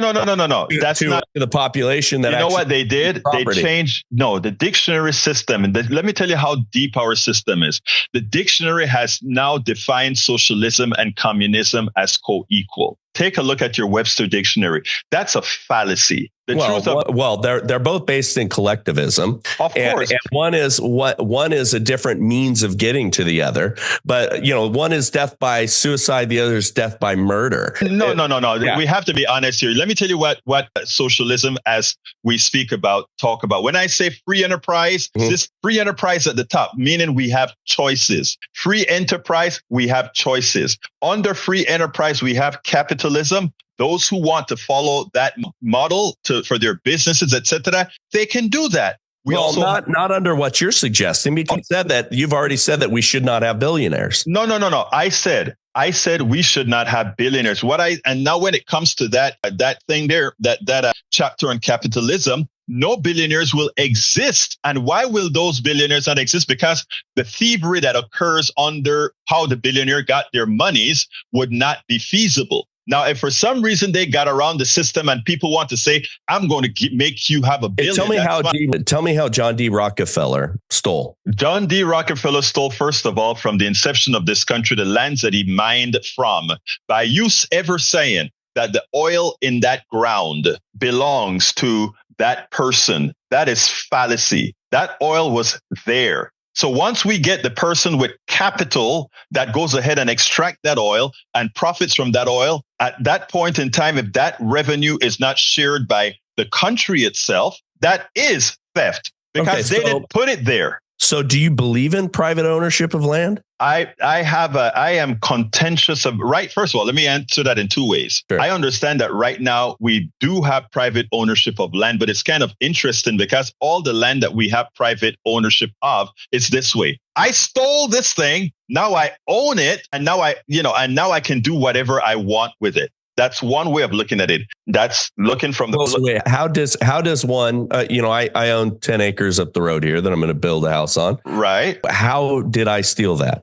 Well, you didn't steal that land. You're a part of a structure that's already in existence. But the people who sold that land and the people who acquired that land in the first place, the generation one of the people who came to this plan and says, I take this land in the name of either the Queen or in the name of the United States or whatever. At that point, it was a homesteader, and I right. But what I'm saying, the homesteader that you got, right? And this is what I think we need to be humble about.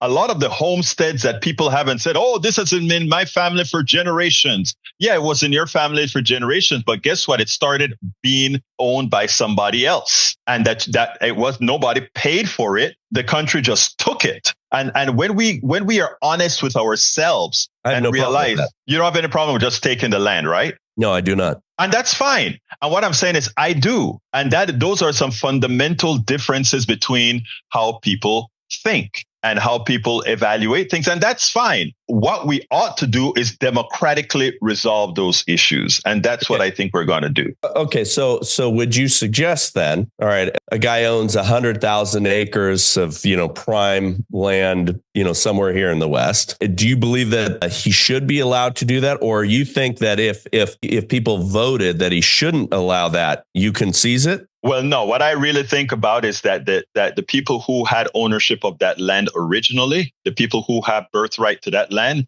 at this point in time should start the process of suing those people who. How do you measure their birthright? I mean, are we talking indigenous people? Yeah, I do.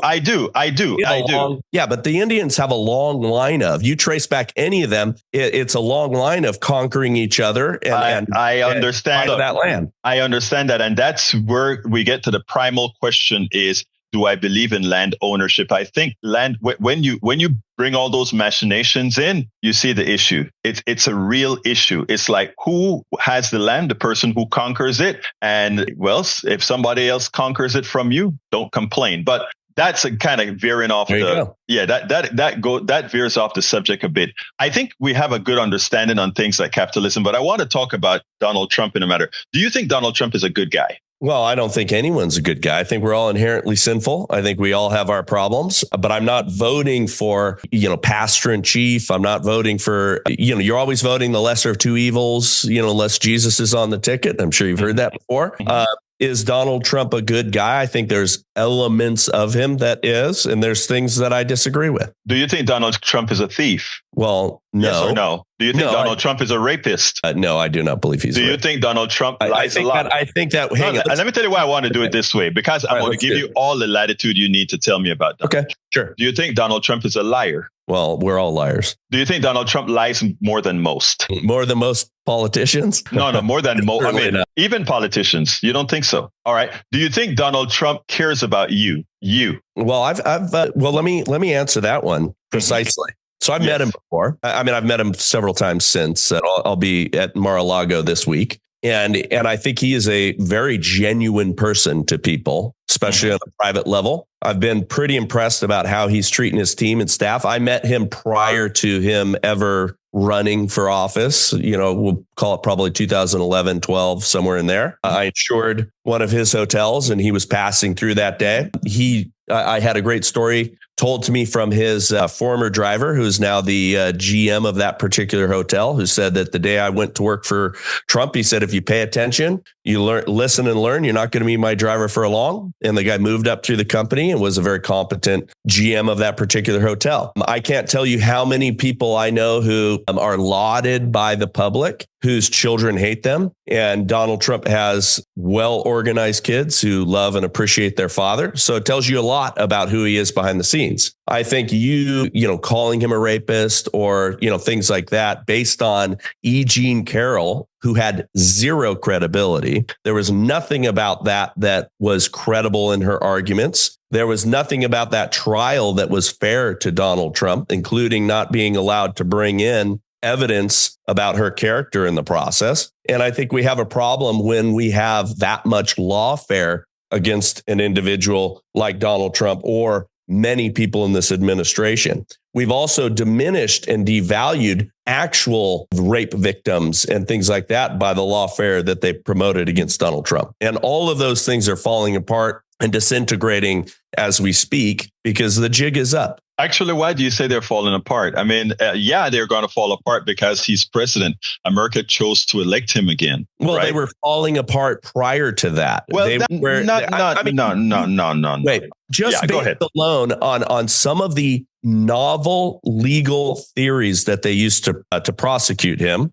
or things where they had to change the law in order to go after him. Whether you like him or not, you have to, as a rational human being, admit that there were lawfare actions against him. It was going after a political opponent. Whether some of those things, I mean, we elevated misdemeanors to felonies using all kinds of artful legal shenanigans. You have to see that. And I don't believe Donald Trump is Jesus Christ or my Messiah. Well, I mean, I don't agree with you that these things were elevated unduly because it's been done a whole lot before. Wait, Alvin Bragg and others ran specifically on the idea that you elect me, I'm going to do whatever it takes to go after Trump. Well, I think Trump does the same thing too, right? No. You don't think he did that? You don't think he did that when he said he would arrest Hillary Clinton, and he said that on stage for all of us to hear? You don't think he did that as well when he did it with the FBI director? You don't think he did it as well when he actually, as he's running right now, said it's going to be retribution at the next election? So I mean, what I'm saying is let's not play the side of this equality. They both do it, but let's talk a little bit about this.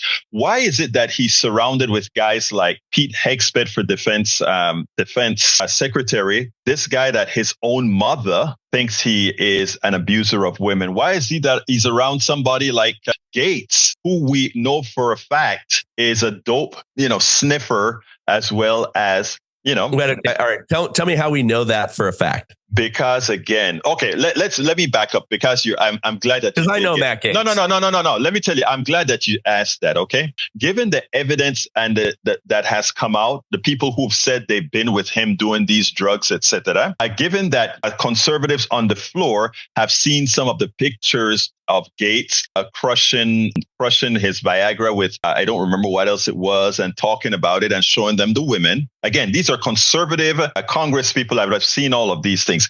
They've come out and said it. So there may be a 1% chance that it's not true, but the overwhelming evidence is there that he does it. But my whole contention is it's not overwhelming evidence, and you need to stop that because you're playing into the games that they play on both sides. By the way, no, don't do that. Let me give you an example.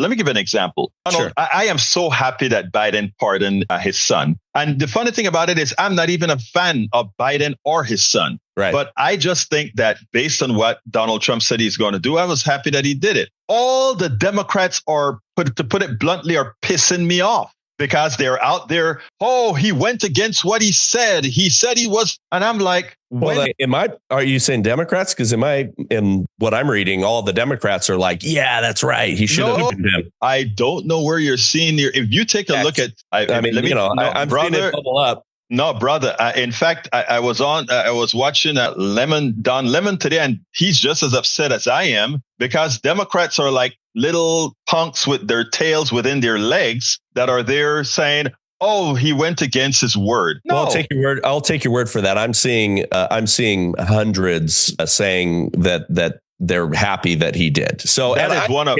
I expected him to. Mm-hmm. The only thing that I've seen coming out of the conservatives that I respect is calling out the fact that he boldly said that he would not do that and pointing out the hypocrisy of that, which I think is fair. And the same thing with it. Has Donald done the same thing over and over again? Well, everybody has their list of pardons, but no.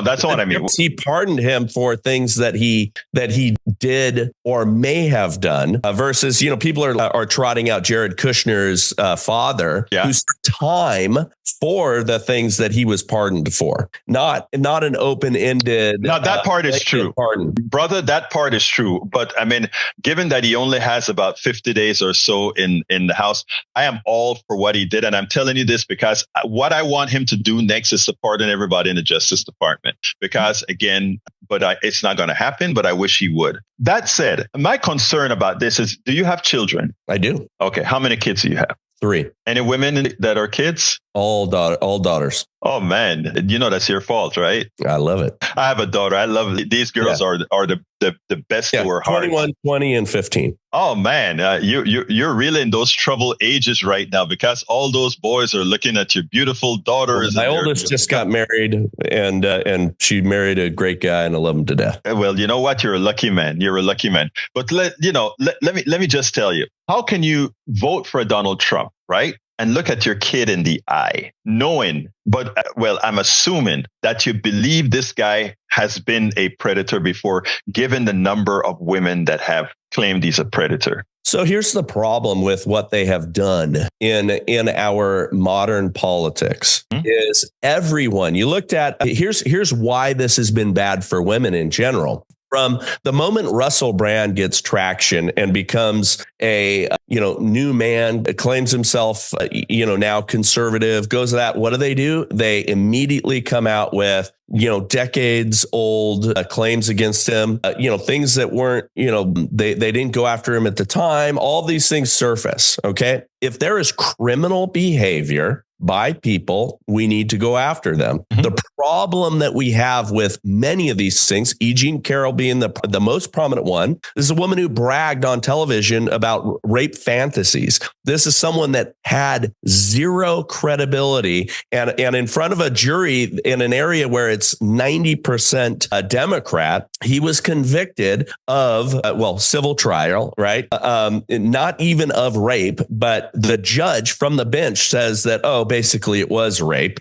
All of that stuff makes it to where you're not going to be believed. My question to you, all of the same thing. Hang on. I have personal insight into what they did. Congressman Madison Cawthorn is one of my very good friends. Mm-hmm. He was out here for my daughter's wedding a few weeks back. We spent a lot of time together. I know him well. I know him as well as anybody. They paid one of his friends $200,000 to get pictures and give a password to his iCloud account so they could pull pictures and take them out of context, including one of which was him with a couple of gals him being draped in lingerie that was when he was 19 years old on a cruise ship game show with his family in the audience. And they pretended like he was a sexual deviant based on that. They do this to everyone. And on all sides.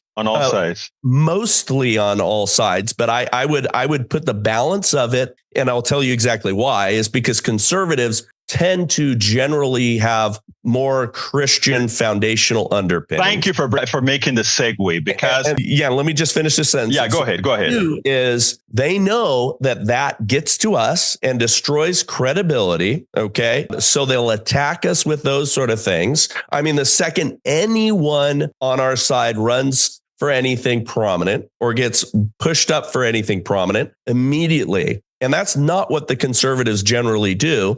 And we know by Bill Clinton and JFK and everybody else, people in powerful political roles and positions or certain personality types get compromised by deep state actors, honeypots. All of those sort of things exist in politics. I wish it didn't, but it does. Now, let me tell you, I can refute everything that you said with respect to the number of memes that come out that are misleading, etc. The right wing has a much, much bigger machine. In fact, it is paid for.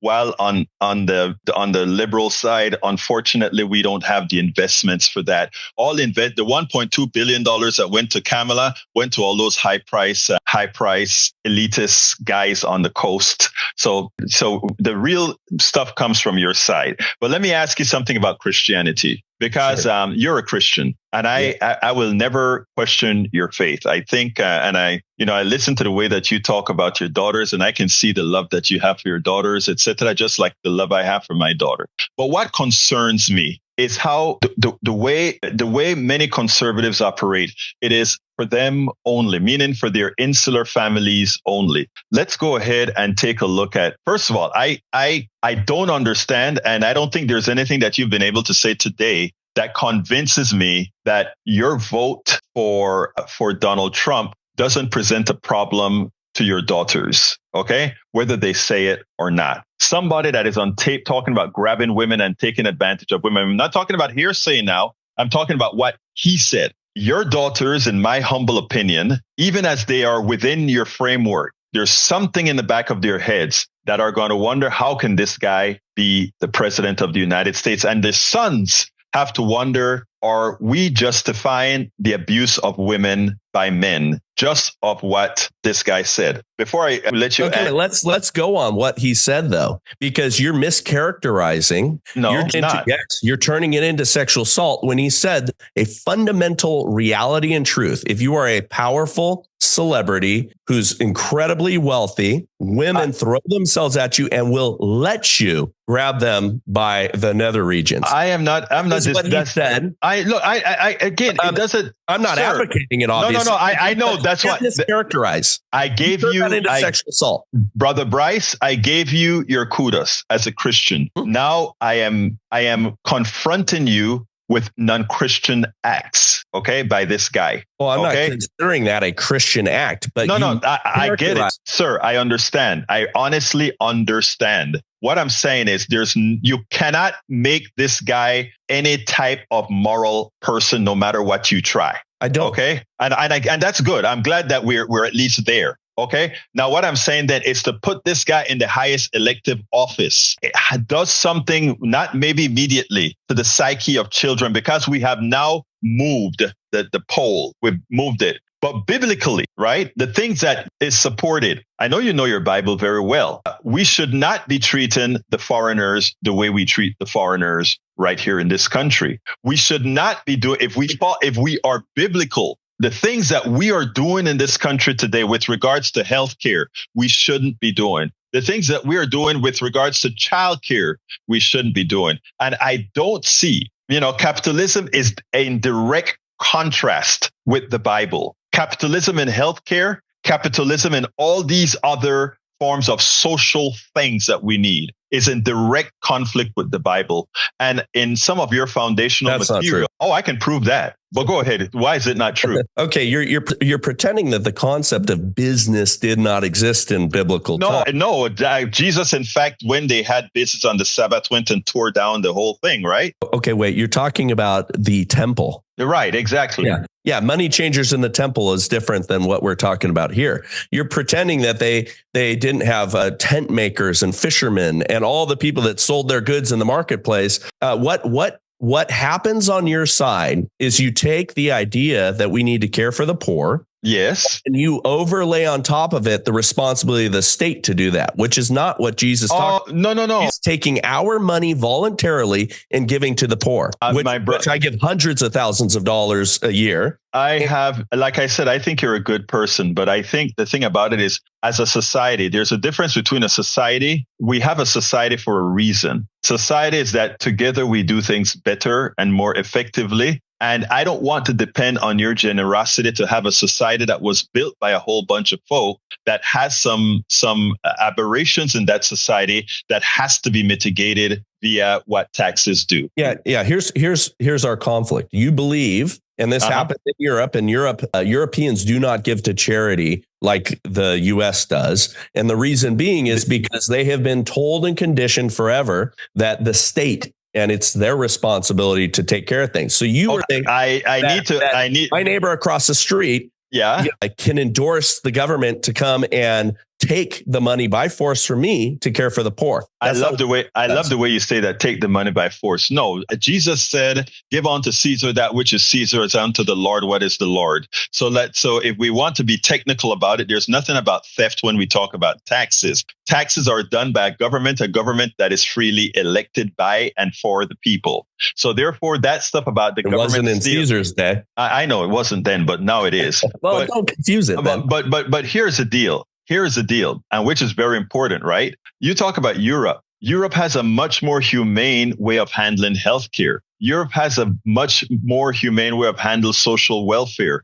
And the thing about it is that's why people in Denmark are much more happy than they are here. And that is quantifiable and verifiable. So in a homogenous society, right? It doesn't have anything to do with it. Sure it does. No, it does not.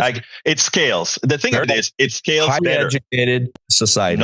No. It scales better. And when it comes to education, what we have been trying in America is to uneducate people. That's why we don't believe in critical thinking anymore. We don't want people to think too much. Yeah, that's why we need to get rid of the Department of Education. Would you agree on that? No.